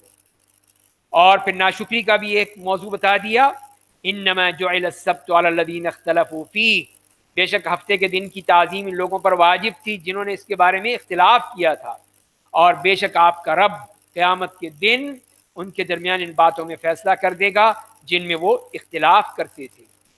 یہ ان کا کہا کہ وہ یہودیوں کا کہ ہفتے کے دن کی انہیں آزمائش میں ڈالا گیا تو نہیں مانے، انکار کر دیا، صاف اس کی مخالفت کی۔ پھر دعوت دین کے اصول بیان کر دیے، ادع الی سبیل ربک بالحکمت والموعظۃ الحسنہ، آپ اپنے رب کی راہ کی طرف حکمت اور اچھی نصیحت کے ذریعے بلائیے، اور ان کے ساتھ بحث و نقاش میں سب سے عمدہ اسلوب اختیار کیجیے، بے شک آپ کا رب ان لوگوں کو خوب جانتا ہے جو اس کی راہ سے برگشتہ ہو گئے ہیں، اور وہ ہدایت پانے والوں کو بھی خوب جانتا ہے۔ یہ دعوت دین فرمائیں کہ حکمت کے ساتھ، جیسے کہ ایک طبیب ہوتا ہے، ڈاکٹر ہوتا ہے، وہ اپنے مریض کو وہی دوا دیتا ہے جو اس کے قابل برداشت ہو، جس کو وہ برداشت کر سکے، جو اس کے مرض کے لحاظ سے، اس کے جسم کے لحاظ سے، اس کے حالات کے لحاظ سے۔ اسی طرح ایک داعی دین ہے، وہ جو بات کرتا ہے اسی طرح اس کے مزاج کے مطابق، اس کی سمجھ کے مطابق، اس کی صلاحیت کے مطابق کہتا ہے، وہ بات نہیں کہتا کہ جو اس کی سمجھ میں نہ آئے۔ اگر ہم بیٹھ کے عام لوگوں کے سامنے یہ بحث چھیڑ دیں کہ ایمان زیادہ ہوتا ہے یا کم ہوتا ہے، یا اور کوئی ایسی کوئی بحث چھیڑ دیں، وہ کیا سمجھیں گے؟ کوئی فائدہ نہیں اٹھائیں گے۔ تو لہذا وہی بات کہی جائے گی جو کسی کی سمجھ میں آئے، یہی حکمت ہے۔ حکمت کا مطلب یہی ہے کہ وہ بات کہی جائے جو دوسرے کی سمجھ میں آ جائے، اور نصیحت ہو، اور اگر جدال بھی ہے تو اچھے طریقے سے ہو، دلیل کے ساتھ ہو، لڑائی جھگڑا گالم گلوچ برا بھلا یہ نہیں، بلکہ بات ہو، دلیل سے بات کرو۔ وَإِنْ عَاقَبْتُمْ فَعَاقِبُوا بِمِثْلِ مَا عُوقِبْتُمْ بِهِ، اور مسلمانوں اگر تم سزا دو تو اتنا ہی دو جتنی تمہیں سزا تمہیں دی گئی تھی، اور اگر تم صبر کرو گے تو جان لو کہ ایسا صبر کرنے والوں کے لیے بہت اچھی بات ہے۔ تو یہاں پر اس بات کی طرف اشارہ کر دیا گیا کہ اگر تمہارے کوئی بھی زیادتی ہو جائے تمہارے ساتھ تو تم اس زیادتی کا بدلہ لے سکتے ہو۔ تو جیسے کہ حضرت حمزہ کا ہوا تھا، جنگ احد میں انہوں نے مسلح بنایا ان کا، یعنی ان کے ٹکڑے ٹکڑے کر دیے، اور اسے صحابہ کرام کا بھی. تو آپ نے غصے میں آ کر کہا کہ اگر مجھے موقع مل گیا تو میں ان کے 70 آدمیوں کا اس طرح مسلح بناؤں گا. تو اللہ نے کہا کہ جتنا ہے اتنا کرو بس. انہوں نے تمہارے 4 آدمیوں کو کیا، 4 آدمیوں کو کر لینا. لیکن اس سے اچھی بات فرما دی وَلَئِن صَبَرْتُمْ لَهُوَ خَيْرٌ لِلصَّابِرِينَ، اور اگر تم صبر کرو گے تو جان لو کہ ایسا کرنا صبر کرنے والوں کے لیے بہت اچھی بات. یقین یعنی ضروری نہیں ہے کہ بدلہ لو، بدلہ لینا جائز ہے. عیسائیوں کی طرح نہیں ہے کہ ایک گال پہ مارا ہے تو دوسرا گال پیش کر دو، نہیں، یہ ہمارا دین نہیں کہتا. ہمارا دین کہتا ہے کہ بدلہ لو، لیکن اگر ایسا کوئی معاملہ ہے جہاں دشمنی بڑھنے کا ہے تو چھوڑ دو، معاف کر دو، صبر کر لو، اللہ تعالیٰ اور دے دے گا. وَاصْبِرْ وَمَا صَبْرُكَ إِلَّا بِاللَّهِ، اور اے میرے نبی آپ صبر سے کام لیجئے اور صرف اللہ کی توفیق سے ہی آپ صبر کریں گے، اور کافروں کے ایمان نہ لانے سے آپ غم میں نہ جائیں، ملول خاطر نہ ہوں. جو سازشیں وہ کر رہے ہیں ان سے آپ تنگ دل نہ ہوں. بے شک ان لوگوں کے لیے اللہ ان لوگوں کے ساتھ ہوتا ہے جو متقی ہوتے ہیں اور جو بھلائی اور نیک کام کرنے والوں میں سے ہوتے ہیں. تو یہ نبی کریم صلی اللہ علیہ وسلم کو تسلی دی گئی، صبر کرنے کی نصیحت کی گئی کہ تکلیفیں تو آئیں گی، مشکلات تو ہوں گی، لیکن آپ صبر کے ساتھ، برداشت کے ساتھ. یہاں سورہ نحل ختم ہوتی ہے، اس کے بعد سورہ بنی اسرائیل شروع ہوتی ہے اور 15واں پارہ ہے. اور سورہ بنی اسرائیل جو مکی صورت ہے اس میں 111 آیات ہیں. بسم اللہ الرحمن الرحیم. سبحان الذي اسرى بعبده ليلا من المسجد الحرام الى المسجد الاقصى الذي باركنا حوله لنريه من آیاتنا انه هو السميع البصير. کہ تمام عیوب و نقائص سے پاک ہے وہ جو اپنے بندے محمد صلی اللہ علیہ وسلم کو رات کے وقت مسجد حرام سے اس مسجد اقصیٰ کی طرف لے گیا جس کے گرد ہم نے برکتیں رکھی ہیں تاکہ ہم انہیں اپنی نشانیاں دکھائیں. بے شک وہ خوب سننے والا، خوب دیکھنے والا ہے. تو یہ اللہ تعالیٰ کی طرف سے جو انتظام کیا گیا تھا کہ نبی کریم صلی اللہ علیہ وسلم کو مکے سے ام ہانی کے گھر سے وہاں سے لے کر گئے رات کو، اور صبح فجر سے پہلے آپ واپس آ گئے. رات کا سفر، اسی لیے اسرا کہتے ہی رات کے سفر کو ہے. یہ وہ ہے جو کہ اللہ تعالیٰ نے کیا تھا. بعض نے کہا کہ نہیں جی تو خواب میں تھا، بعض نے کہا کہ نہیں یہ روح کے ساتھ تھا. تو یہ نہیں دیکھتے کہ اللہ تعالیٰ کیا فرما رہے ہیں کہ اسرا بعبدہ، اپنے بندے کو. تو بندہ کیا ہوتا ہے؟ بندہ تو پورا ہوتا ہے جسم و جان کے ساتھ. یہ تو نہیں کہ جسم الگ ہو گئی، روح الگ ہوگی تو بندہ کہلائے گا. بندہ تو وہی ہے نا جو جسم و جان کے ساتھ ہے. تو پھر ہم تو یہی کہیں گے، اور یہی اصل حقیقت ہے کہ جسمانی تھا. آپ اپنے جسم مبارک کے ساتھ گئے تھے، اپنی صرف روح کے ساتھ نہیں گئے تھے. خواب تو ہر ایک شخص دیکھ سکتا ہے. اگر خواب کی بات ہوتی تو خواب تو ہر شخص دیکھتا ہے. کوئی شخص دیکھ رہا ہے کہ میں آسمانوں کی سیر کر رہا ہوں تو وہ میرا اسرا بن جائے گا، معراج بن جائے گا؟ نہیں. تو خواب ہے، خواب ہی ہوتا ہے. تو یہ خواب نہیں تھا. اگر یہ خواب ہوتا تو پھر اللہ تعالیٰ اس طرح کیوں ذکر کرتے اتنے اہتمام کے ساتھ جیسے کہ قرآن میں بتایا جا رہا ہے؟ تو لہذا یہ اس قسم کی جو مختلف قسم کے دھوکے دیے جاتے ہیں، تعویلات کی جاتی ہیں، وہ سب غلط ہیں. اور اسی پر سب متفق ہیں، صحابہ کرام بھی اور دوسرے لوگ بھی، کہ جسم اور روح کے ساتھ آپ کو اللہ تعالیٰ نے مسجد الحرام سے مسجد اقصیٰ کا سفر کرایا اور آپ کو وہ تمام چیزیں دکھائیں. وہاں پہ آپ نے امامت فرمائی اور پھر آپ وہیں سے سفر پہ تشریف لے گئے آسمانوں تک. وَآتَيْنَا مُوسَى الْكِتَابَ، اور ہم نے موسیٰ کو کتاب تورات دی اور اسے بنی اسرائیل کے لیے ہدایت کا ذریعہ بنایا، اور ان سے کہا تم سب میرے سوا کسی کو اپنا کارساز نہ بناؤ، یعنی اپنا اصل آقا اور مالک مت بناؤ. تم لوگ ان کی اولاد سے ہو جنہیں ہم نے نوح کے ساتھ کشتی میں سوار کیا تھا. وہ بے شک ایک شکر گزار بندے تھے. حضرت موسیٰ علیہ السلام کے حوالے سے ان یہودیوں کا تذکرہ آ گیا، اور وہ اسی لیے کہ انہوں نے جو کچھ کیا فلسطین میں اس کی بھی تاریخ پوری بیان کر دی گئی. ہم نے بنی اسرائیل کو تورات میں اپنا فیصلہ سنا دیا تھا کہ تم لوگ سرزمین شام میں 2 بار فساد پھیلاؤ گے اور سرکشی میں بہت دور چلے جاؤ گے. تو یہ اس وقت کا واقعہ ہے جب عیسیٰ علیہ السلام سے 900 سال پہلے حضرت سلیمان، حضرت داؤد اور یہ جو واقعہ ہوتا قرآن نے ذکر کیا طالوت اور جالوت والا، تو وہ ہے اس وقت جو حکومت تھی، تو اس میں انہوں نے مصر کے بادشاہ نے بیت المقدس پر حملہ کر کے مسجد اقصیٰ کے خزانے لوٹ لیے تھے، اور پھر اس کے دو حصے کر دیے، ایک مملکت یہوذا اور ایک دوسری مملکت بنیامین، یہ بنا دی تھی دو اس میں، یا مملکت اسرائیل ایک بن گئی۔ اور اس وقت جو یعقوب علیہ السلام کے بیٹے تھے انہوں نے پھر آ کے مملکت اسرائیل کے جو بادشاہت کی اور وہ وہاں پر آئے، اور جب اس طرح 250 سال تک وہاں پہ حکومت چلی ان کی، اور جب وہ گناہ بہت زیادہ بڑھ گئے تو اللہ تعالیٰ نے آشوریوں کو حکومت دی، ان کا قبضہ ہو گیا، انہیں قبضہ کر لیا، اور مملکت اسرائیل کا خاتمہ ہو گیا، اور اسی طرح مملکت یہوذا بھی ختم ہو گئی۔ اور اس کے بعد پھر ان کی وہ موقع ملا ان کو دوسری مرتبہ پھر، لیکن پھر بھی یہ نہیں مان سکے، پھر وہی مصیبت، وہی گناہ، وہی غلط کاریاں، یہاں تک کہ وہ رومی بادشاہ ٹائٹس نے آ کے ان سب کو تباہ و برباد کر دیا، ختم کر دیا۔ اور اس طرح پھر یہ رہے، اور مزید تاریخ آپ دیکھ سکتے ہیں۔ اور اس کے بعد کافی عرصے کے بعد ان تمام بادشاہتوں کے بعد پھر اللہ تعالیٰ نے موقع دیا حضرت عمر ابن الخطاب رضی اللہ تعالیٰ عنہ کے دور میں، جب مسلمانوں نے بیت المقدس کو آزادی دلائی، اور پھر وہ فاتح ہوئے، اور انہیں کہا کہ ہم خود آپ کے ہاتھ میں چابیاں دیں گے۔ تو حضرت عمر مدینے سے گئے وہاں بیت المقدس اور جا کے چابیاں اپنے ہاتھ سے لیں، اور اس کے بعد پھر یہ آئے یہودی اور عیسائی، انہوں نے پھر قبضہ کر لیا، اور اس کے بعد پھر اس کو کس نے آزاد کروایا؟ صلاح الدین ایوبی نے۔ صلاح الدین ایوبی جیسا مجاہد، اس نے پھر اس کو آزاد کرایا، اور پھر یہ صلیبی جنگیں، اور اس میں ان صلیبیوں کو ختم کیا۔ اور اس کے بعد پھر 1967 میں یہودیوں نے مل کر، اور یہودیوں کے پیچھے ان کی ساری طاقتیں، اس پہ پھر قبضہ کر لیا۔ تو یہ اس وقت سے 1967 سے آج تک بیت المقدس جو ہے یہودیوں کے قدموں تلے روندا جا رہا ہے، لیکن یہ مسلمان کچھ نہیں کرتے، کوئی کچھ نہیں کر سکتے، اس لیے کہ انتہائی بزدل لوگ ہیں، یہ سب ان کے غلام بنے ہوئے ہیں۔ یہ غلام کیسے کوشش کر سکتا ہے؟ یہ کچھ نہیں کر سکتے۔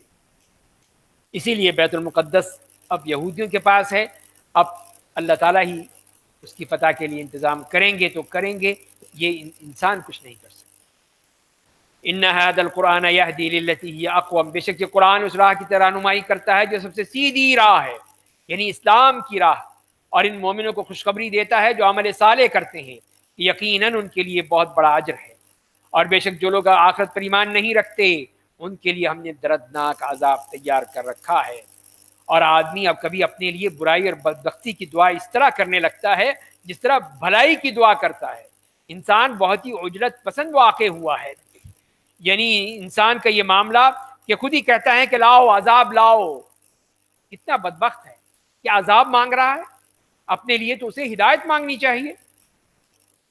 پھر اللہ کی نعمتیں بھی دیکھ لیجئے، وَجَعَلْنَا اللَّيْلَ وَالنَّهَارَ آیَتَيْنِ، اور ہم نے رات اور دن کی دو نشانیاں بنائی ہیں، پس ہم رات کی نشانی کو مٹا دیتے ہیں، یعنی بے نور بنا دیتے ہیں، اور دن کی نشانی کو روشن بنا دیتے ہیں، تاکہ تم اپنے رب کی پیدا کردہ روزی حاصل کرو، اور تاکہ تم سالوں کی تعداد اور دوسرے حسابات معلوم کرو۔ ہم نے قرآن میں ہر چیز تفصیل کے ساتھ بیان کر دی ہے، یہ دن اور رات کی پیدائش اور ان کا مقصد بیان کر دیا کہ کس طرح تم اس سے فائدہ اٹھا سکتے ہو۔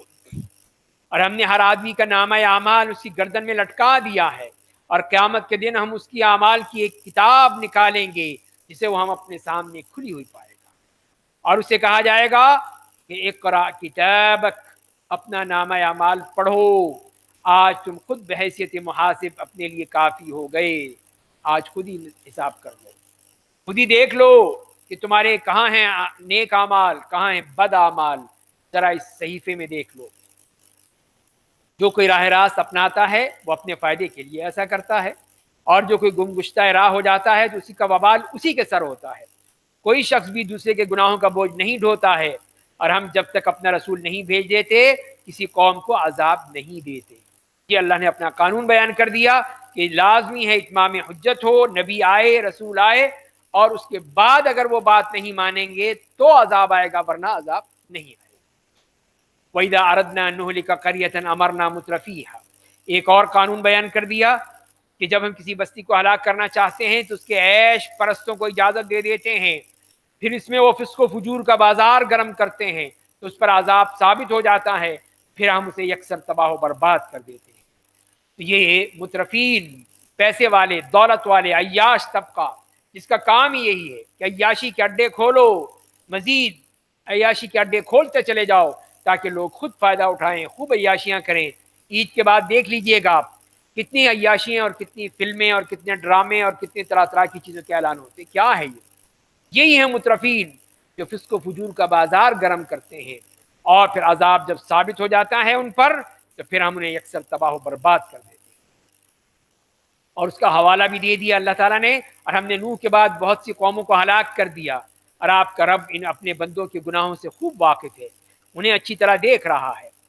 जो कोई दुनिया चाहता है तो हम उनमें से जितना चाहते हैं उसे दुनिया में से दे देते हैं, लेकिन आखिरत नहीं देते। फिर उसका ठिकाना जहन्नम मुकर्रर कर देते हैं जिसमें वो ज़लील रुस्वा होकर दाखिल हो जाएगा। ये अल्लाह का अदल है, इंसाफ है। दुनिया मांगते हो, ले लो दुनिया, जितनी मर्जी ले लो, जितना तुमने कमाना है, खाना है, करो, मजे करो, लेकिन देख लो भी जन्नत नहीं मिलेगी। दुनिया भी मिल जाए और आखिरत भी मिल जाए, ये कैसे हो सकता है? और उसके बाद जो लोग जन्नत चाहते हैं उनके बारे में भी फरमा दिया। फिर कोई जो आखिरत चाहता है उसके लिए उस जैसी कोशिश करता है, इस हाल में कि वो मोमिन होता है, तो उनकी कोशिशों का उन्हें पूरा बदला दिया जाएगा। तो ये है आखिरत कि कोशिश भी करनी है, उसके लिए मेहनत करनी है, उसके लिए कुछ ना कुछ मशक्क़त बर्दाश्त करनी है। तो मेरे नबी, आपके रब की बख्शिशों से हम हर एक को देते हैं, इन्हें भी और उन्हें भी। आपके रब की बख्शिश रुकी हुई नहीं है, सबको मिलती है। आप देखिए किस तरह हमने उनमें से बाज़ को बाज़ पर फौकियत दे रखी है, और यकीनन आखिरत के दर्जे सबसे बड़े और उसकी फौकियत सबसे ऊंची होगी। अल्लाह के साथ किसी दूसरे को माबूद को शरीक मत बनाइए, वरना आप रुस्वा और बेयार और मददगार हो जाएंगे। हत्ता कि रसूलुल्लाह सल्लल्लाहु अलैहि वसल्लम से कहा जा रहा है। जाहिर है कि वो चीज़ें जो आप कर ही नहीं सकते हैं, उससे मुराद फिर उनकी उम्मत होती है। ये उम्मत ये हरकत ना करे, वो इस किस्म का कोई शिरक ना करे, अल्लाह के साथ किसी को माबूद ना ठहराए। फिर अल्लाह के हुक्म बयान करने के बाद फिर बंदों में से सबसे पहले वालिदैन का हक बयान किया, और आपके रब ने यह फैसला कर दिया है कि लोगों, तुम उसके सिवा किसी की इबादत मत करो और माँ बाप के साथ अच्छा बर्ताव करो। अगर उनमें से एक या दोनों तुम्हारी जिंदगी में बुढ़ापे को पहुंच जाएं तो उन्हें उफ तक मत कहो और उन्हें डांटो नहीं, उनके साथ नरमी और अदब और एहतराम के साथ बात करो। ये वालिदैन के साथ बता दिया, और ख़ास तौर पे बुढ़ापे में इसीलिए कि वो तुम्हारे मोहताज हैं, तो तुम्हारी खिदमत के मोहताज हैं, तुम्हारे खाने पीने के, तुम्हारी ज़रूरतों के वो मोहताज हैं। उन्होंने तुम्हें जैसे परवरिश किया, तुम्हें पाला पोसा, बड़ा किया, जवान किया, खिलाया पिलाया, तालीम दी, तुम इस मकाम तक पहुंच गए, और अब कहते हो कि कोई ज़रूरत नहीं है, मरने दो, बुढ़े को डाल दो ओल्ड एज होम में। ये कौन सा तरीका है कि अब जब वो बूढ़ा हो गया, बीमार हो गया, बूढ़ी माँ है, तो लाओ जी डाल दो, जाके वहां पे भेज दो, ईदी होम में डाल दो जाके, वहां पे खाना भी मिल जाएगा, सब कुछ मिल जाएगा, क्या जरूरत है हमें पालने की इसको? ये इस्लाम में ये चीज नहीं है। और जज्बा रहमत के साथ उनके सामने तवाज़ो और इंकिसारी इख्तियार करो, तवाज़ो और इंकिसारी, उनके सामने झुक जाओ और दुआ करो, ऐ मेरे रब, जिस तरह इन दोनों ने बचपन में मेरी परवरिश और पर्दाश्त की थी, तो इन पर रहम फरमा दे। तो ये उनके लिए दुआ करनी है कि जैसे उन्होंने बचपन में तुम्हें पाला था, तुम कुछ नहीं थे, तुम कुछ कर नहीं सकते थे, खा पी नहीं सकते थे, तो वो तुम्हें खिलाते थे, पिलाते थे। वो एक एक पूरी पूरी रात तुम्हारी माँ ने जाग कर गुजारी है अपने बच्चे के लिए, तो बताओ उसका बदला तुम क्या दे सकते हो? तो कम अज कम यही है, कम अज कम के उसके लिए दुआ करो उनके लिए। रब्बुकुम अअलम बिमा फी नुफूसिकुम, लोगों तुम्हारा रब तुम्हारे लिए दिलों की बातों को सबसे ज्यादा जानता है। अगर तुम नेक होगे तो वो अपनी तरफ लौट कर आने वालों को बड़ा माफ करने वाला है, तो लिहाजा उसकी तरफ लौट आओ। फिर मजीद वो अहकाम दिए हैं कि जिसमें जैसे तौरात में दिए थे, उसी तरह यहाँ पे कुरान ने भी वो तमाम इस्लामी रियासत के में रहने वालों के लिए, इस्लामी मुआशरत के लिए वो उसूल दे दिए हैं। वआति ज़िल क़ुरबा हक़्क़हु वल मिस्कीन वब्न सबील, और अब आप रिश्तेदारों का हक अदा कीजिए, मिस्कीनों मुसाफिरों का, और फजूल खर्ची मत कीजिए। बेशक फजूल खर्च लोग शैतान के भाई होते हैं और शैतान अपने रब का नाशुक्रा बंदा है। तो यहाँ पे तब्जीर का लफ्ज़ इस्तेमाल किया। उससे पहले हम पढ़ चुके हैं इन्नल्लाह ला युहिब्बुल मुसरिफीन, मुसरिफ इसराफ करने वालों को पसंद नहीं करता। तर्जुमा हम यही कहते हैं फजूल खर्च, बेजा करने वाले, लेकिन दोनों में फ़र्क है। इसराफ और तब्जीर दोनों अलग अलग चीज़ें हैं। इसराफ को तो सिर्फ ये कहा कि अल्लाह पसंद नहीं फरमाता, बुरी बात है, मत करो। उसका मतलब यही है कि जैसे कि इस हॉल में अगर 10 पंखों की ज़रूरत है तो 10 पंखे लगा रहे हैं हम, ये ठीक है, लेकिन हम कहें नहीं जी 20 पंखे लगाओ, ये इसराफ है। अब 4 एसी लगे हुए हैं, नहीं 4 नहीं 10 लगाओ, ये गलत होगा, ये इसराफ होगा। ये चीज़ है, इसको इसराफ कहा गया है। लेकिन अगर आप ये कहें कि एक चीज़ जिसकी ज़रूरत ही नहीं है, जहाँ पर कोई जगह ही नहीं है, तो वहाँ पे आप पैसे खर्च करते हैं, ये तब्जीर होती है। ये तब्जीर है कि आपने ऐसी जगह पे खर्च किया जहाँ पे एक पैसा खर्च करने की ज़रूरत नहीं थी, तो उसको तब्जीर कहा जाएगा। और इसीलिए फरमाया कि इन्नल मुबद्दिरीन कानू इख्वान अश-शयातीन, तो ये शैतान के भाई है। ये शैतान उन्हें कहता है कि खर्च करो, यहाँ पर, यहाँ खर्च करो। जी अब बच्चे के चेहरे पे दाढ़ी आ गई है तो इसको मुंडवाने के लिए एक महफिल होनी चाहिए, एक बहुत बड़ा प्रोग्राम होना चाहिए जहाँ सोने के ब्लेड से इसकी दाढ़ी जो है वो शेव की जाए। ये है तब्जीर, मुबद्दिर। जहाँ एक ढेले की ज़रूरत नहीं थी, जहाँ इसकी ज़रूरत ही नहीं थी उसकी, तो शैतान ने किस तरह उसको बढ़ा चढ़ा के मुज़य्यन करके बताया कि इस तरह करो तो लोग तुम्हें क्या कहेंगे, वाह वाह करेंगे, देखो इसने कैसा खर्च किया, कैसा पैसा लगाया इसने। तो ये हैं शैतान के भाई जिनके बारे में फरमा दिया गया। अगर आप उन लोगों से पहलू तही कीजिए जो अपने रब के जानिब से इस रोज़ी की ख्वाहिश करते हुए जिसकी आपको उम्मीद हो, तो उनसे कोई अच्छी बात कह दीजिए। और आप अपने हाथ को बुखल की वजह से अपनी गर्दन से बंधा हुआ मत रखिए और ना फजूल खर्च बनकर उसे बिल्कुल ही खोल दीजिए, वरना आप लोगों की मलामत के मुस्तहक और मोहताजी से थके हारे हो जाएंगे। एतदाल, खर्च में भी एतदाल और इस्तेमाल में भी एतदाल। ना इतनी है कि आदमी तब्जीर और इसराफ करने लगे और ना इतना है कि बुखल करने लगे, नहीं, दोनों की दरमियानी राह। इन्ना रब्बका यबसुतुर रिज़्क़ लिमन यशा व यक़दिर, बेशक आपका रब जिसके लिए चाहता है रोज़ी में वसअत देता है, जिसके लिए चाहता है तंग कर देता है। बेशक वो अपने बंदों में पूरी तरह खबर रखता है, उन्हें अच्छी तरह देख रहा है। ये उसका कानून है, उसका तरीका है कि जिसको चाहे दे दे, जिसको चाहे बहुत ज़्यादा दे, जिसको चाहे तंग करके दे दे। और तुम लोग अपनी औलाद को मोहताजी के डर से कत्ल मत करो, उन्हें और तुम्हें हम रोज़ी देते हैं, बेशक उनको कत्ल करना बड़ा गुनाह है। तो ये लोग जो अपनी औलाद को कत्ल कर देते हैं कि फ़क्र फाका हो जाएगा, कहाँ से खिलाएंगे, खुद तो मिलने रहे खाने को, इसको कहाँ से खिलाएंगे, लिहाजा इसको मार डालो। तो इसीलिए फरमाया कि नहीं, रिस्क हमने देना है, हमने औलाद दी है तो हम रिस्क देंगे। अब यहाँ पर भी हमारे यहाँ के जो ये लाल मुजक्कड़ बैठे हुए हैं प्लानिंग करने वाले, तो यही देखते हैं कि जितनी आबादी इतनी हो जाएगी, हमारे सोर्सेज तो इतने हैं, तो लिहाजा प्लानिंग करो। आबादी की भी प्लानिंग होनी चाहिए, इतने बच्चे होने चाहिए, बस इससे ज़्यादा नहीं। भुगत ने देख लें चीन को, चीन की पॉलिसी क्या थी, एक बच्चा बस, दूसरा बच्चा नहीं होगा, दूसरा बच्चा हुआ तो जेल सीधा। अब भुगत रहे हैं, बीच की नस्ल गायब हो गई, या तो सिर्फ बुढ़े खूसट हैं या बच्चे हैं, नहीं कि तुमने खुद ही मार दिए सारे, तो भुगतना पड़ा। अब उन्हें इजाजत दी नहीं, 2 हो जाए, अब 2 बच्चे कर लो। अब आएंगे फिर देखेंगे, फिर कहेंगे 3 बच्चे कर लो। वो इसीलिए कि अल्लाह की प्लानिंग नहीं जानते। अल्लाह की प्लानिंग बेहतरीन प्लानिंग है कि वो तवाजुन रखता है, आबादी का भी तवाजुन रखता है। जिस तरह उसने चीज़ें दी हैं, सोर्सेज दिए हैं, उस तरह वो तवाजुन भी रखता है। क्या आप खुद ही देख लीजिए, कब्रिस्तान पे खड़े होकर देख लीजिए कितने लोग मरते हैं रोजाना, कितने लोग आ रहे हैं, कितने जा रहे हैं। और फिर कहीं तो बल्क में जाते हैं, कहीं तूफान में, कहीं सैलाब में, कहीं और मुसीबतों में, कितने हज़ारों लोग मर जाते हैं। तो बताइए, ये है तवाज़ुन, अल्लाह की तरफ से तवाज़ुन है। कोई ज़रूरत नहीं है कि हमें फैमिली प्लानिंग करें और बहबूद आबादी के खूबसूरत नामों से लोगों को बेवकूफ़ बनाएं, इसकी कोई ज़रूरत नहीं। لیکن ہمارے آقا یہی کہتے ہیں تو کرتے ہیں، ان کی بات تو ماننی ضروری ہے۔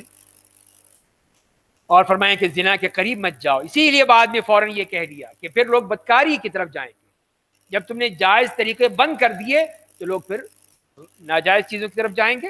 بلا شبہ وہ بڑی بے شرمی کا کام اور برا راستہ ہے۔ اور تم لوگ اس جان کو قتل مت کرو جسے اللہ نے حرام بنایا ہے، مگر اس صورت میں اس کا قتل کیا جانا حق ہو، اور جو شخص ناحق قتل کر دیا جائے اس کے وارث کو ہم نے قوی بنا دیا ہے، پس وہ قاتل کو قتل کرنے میں شریعت کی حد سے تجاوز نہ کرے، اور قصاص کے ذریعے سے اس کی مدد کی گئی ہے۔ اس طرح کسی جان کا قتل کرنا حرام بتا دیا، سوائے وہ 3 صورتوں میں کہ جو شرعی طور پر جائز ہے۔ ایک تو وہ ہے جو شخص مرتد ہو جائے، دوسرا وہ شخص جو کہ شادی کے بعد پھر بدکاری کا ارتکاب کرے، تیسرا وہ شخص جس نے کسی آدمی کو ناحق قتل کیا، جان بوجھ کے قتل کیا ہو تو اس کی گردن بھی مار دی جائے گی۔ اور جو مظلوم مارا جائے تو ظاہر ہے کہ پھر اس کے لیے دیت کا بھی اللہ تعالیٰ نے وہ حکم دے دیا ہے۔ یتیم کے بارے میں فرمایا تم لوگ یتیم کے مال کے قریب بھی مت جاؤ مگر ایسے طریقے سے جو اس کے حق میں سب سے بہتر ہو، یہاں تک کہ وہ اپنی بھرپور جوانی کو پہنچ جائے۔ عہد و پیمان کو پورا کرو، بے شک عہد و میثاق کے بارے میں قیامت کے دن پوچھا جائے گا۔ اور جب ناپو تو پیمانہ بھر کر دو اور درست ترازو سے وزن کرو، یہی بہتر ہے اور انجام کے اعتبار سے زیادہ اچھا ہے۔ تو ناپ تول میں ناپ کا مطلب یہی ہے کہ جو پہلے بھی ہوتا تھا اور آج بھی، کہ وہ باقاعدہ وہ ڈبے یا وہ خاص پیمانے ہوتے ہیں جس میں بھر کے دیا جاتا ہے، کہ 1 کلو کا ہے یا 5 کا یا 10 کا، اسے غلے میں آج بھی استعمال ہوتا ہے۔ یہ تولنے کی ضرورت نہیں ہوتی بلکہ اسی وہ جو ڈبہ ہے اس میں بھر کے دیا جاتا ہے۔ تو اس میں دینا ہے تو پورا دو، بھر کے دو، یہ نہیں ہے کہ تھوڑا سا خالی کر لیا، نہیں۔ اسی طرح اگر تول کے دینا ہے تو تول کے بھی پورا دو، یہ نہیں ہے کہ تولنے کے باٹ الگ ہوں، لینے کے الگ، دینے کے الگ۔ یہی تو وہ اللہ کے ہاں بہت بڑا جرم ہے، اور جس میں حضرت شعیب علیہ السلام کی قوم بھی اسی لیے عذاب میں ماری گئی۔ وَلَا تَقْفُ مَا لَيْسَ لَكَ بِهِ عِلْم، اور جس بات کا آپ کو علم نہ ہو اس کے پیچھے مت لگیے۔ ان السمع والبصر والفؤاد، بے شک کان، آنکھ اور دل ہر ایک کے بارے میں پوچھا جائے گا، یعنی انسان کی ہر چیز کے بارے میں اللہ کے ہاں سوال ہوگا۔ اس کی جو آنکھیں ہیں انہوں نے کیا دیکھا، کانوں نے کیا سنا، دل نے کیا سوچا۔ اسی لیے پھر ہر چیز کے پیچھے مت پڑیے جس کا آپ کو علم نہیں ہے، جس کا آپ سے کوئی تعلق نہیں ہے، کیوں اس کے پیچھے بات کریں؟ ہر چیز میں گھسنا، ہر چیز کے بارے میں سوال نہیں، یہ ایک مسلمان کا طریقہ نہیں ہے۔ اور زمین پر اکڑ کر مت چلیے، آپ یقیناً زمین کو پھاڑ نہیں دیں گے اور نہ پہاڑوں کی بلندی تک پہنچ جائیں گے۔ انسان جتنا ہے اتنا ہی رہے گا، تو پھر تکبر کرنے کی، اکڑنے کی کیا ضرورت ہے؟ پھر کہ تم کہیں پہاڑ کے قریب پہنچ جاؤ گے؟ نہیں، وہی رہو گے، 6 فٹ کے ہی رہو گے۔ تو لہذا اکڑنے کی ضرورت نہیں ہے، تکبر کی ضرورت نہیں ہے۔ یہ سب حکمت کی وہ باتیں ہیں جو آپ کے رب نے آپ کو بذریعہ وحی عطا کی ہیں، اور آپ اللہ کے ساتھ دوسرے معبود کو شریک مت ٹھہرائیے، ورنہ جہنم میں ملامت زدہ اللہ کی رحمت سے دور بنا کر ڈال دیے جائیں گے۔ تو توحید سے بات شروع کی، توحید پر ہی ختم کی کہ اصل عقیدہ یہ توحید کا عقیدہ ہے، اللہ کی وحدانیت کا عقیدہ ہے، اس کے ساتھ کوئی معبود نہیں ہے۔ کیا تمہارے رب نے تمہارے لیے بیٹے خاص کر دیے ہیں اور فرشتوں کو اپنی بیٹیاں بنا لیا ہے؟ حقیقت یہ ہے کہ تم ایک بہت بڑی بات کرتے۔ یہ انہی کا مشرکین مکہ کا اس کی تردید کر دی گئی، اس کا جواب دے دیا گیا کہ یہ تمہارا کیا معاملہ ہے کہ اپنے لیے تو بیٹے اور اللہ کے لیے بیٹیاں، جس کو تم خود نہیں پسند کرتے۔ اور ہم نے اس قرآن میں حق بات کو مختلف انداز میں بیان کیا ہے تاکہ کفار مکہ نصیحت حاصل کریں، مگر یہ چیز ان کی نفرت کو بڑھا دیتی۔ آپ کہہ دیجئے کہ اگر اللہ کے ساتھ دوسرے معبود ہوتے جیسا کہ مشرکین کہتے ہیں تو وہ سب عرش والے اللہ تک پہنچنے کی راہ تلاش کرتے ہیں۔ تو یہ مشرکین سے کہہ دیجئے کہ جیسے وہ سمجھتے ہیں کہ مختلف الہ ہیں، مختلف خدا ہیں، مختلف معبود ہیں، تو کہا اگر یہی ہوتا تو ہر شخص عرش والے کی خوشنودی چاہتا، ہر جو اس کی طرف سفارشیں ہیں، ہر طرف اس کو بڑھنے کی کوشش ہے، اس کو راضی کرنے کی کوشش ہے، یہ شروع ہو جاتا۔ تو فرمایا کہ نہیں، ایسا نہیں ہے، وہ تمام عیوب سے پاک ہے، اور جو کچھ مشرکین کہتے ہیں اس سے بہت ہی برتر و بالا ہے۔ 7 آسمان، زمین، مخلوقات جو میں پائی جاتی ہیں، سب کے سب اس کی پاکیزگی بیان کرتے ہیں، اور وہ ہر چیز صرف اسی کی حمد و ثنا اور پاکیزگی بیان کرنے میں مشغول ہے۔ لیکن تم لوگ ان کی تصویر کو نہیں سمجھتے ہو، وہ بے شک بہت بردبار، بڑا معاف کرنے والا ہے۔ یہ ہے کہ پوری کائنات کی ہر چیز، جمادات ہوں چاہے نباتات ہوں، ہر چیز ہے، انسان ہے، حیوان ہیں، حشرات ہیں، جمادات ہیں، نباتات ہیں، سب کے سب اس کی تصویر کرتے ہیں، اس کو مانتے ہیں، اس کی تصویر کرتے رہتے ہیں، لیکن تمہیں نہیں معلوم کہ جمادات بھی اس کی تصویر کر رہے ہیں۔ یہ اللہ کا حکم ہے، اللہ کا فیصلہ ہے، اللہ کی تخلیق ہے۔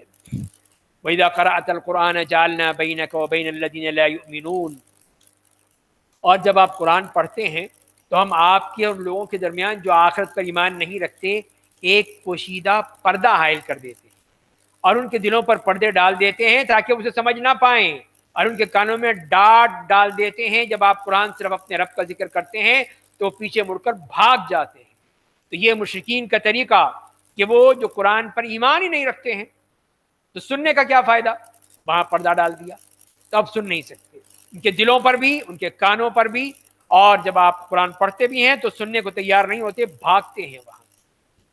یہ لوگ جب آپ کی طرف کان لگاتے ہیں تو جو بات سننی چاہتے ہیں اسے ہم خوب جانتے ہیں، اور جب یہ ظالم آپس میں سرگوشیاں کرتے ہیں تو کہتے ہیں کہ تم لوگ تو محض ایک ایسے آدمی کی پیروی کر رہے ہو جس پر جادو کر دیا گیا ہے، یہ تو سحر زدہ ہے، تم اس کی باتیں مانتے ہو؟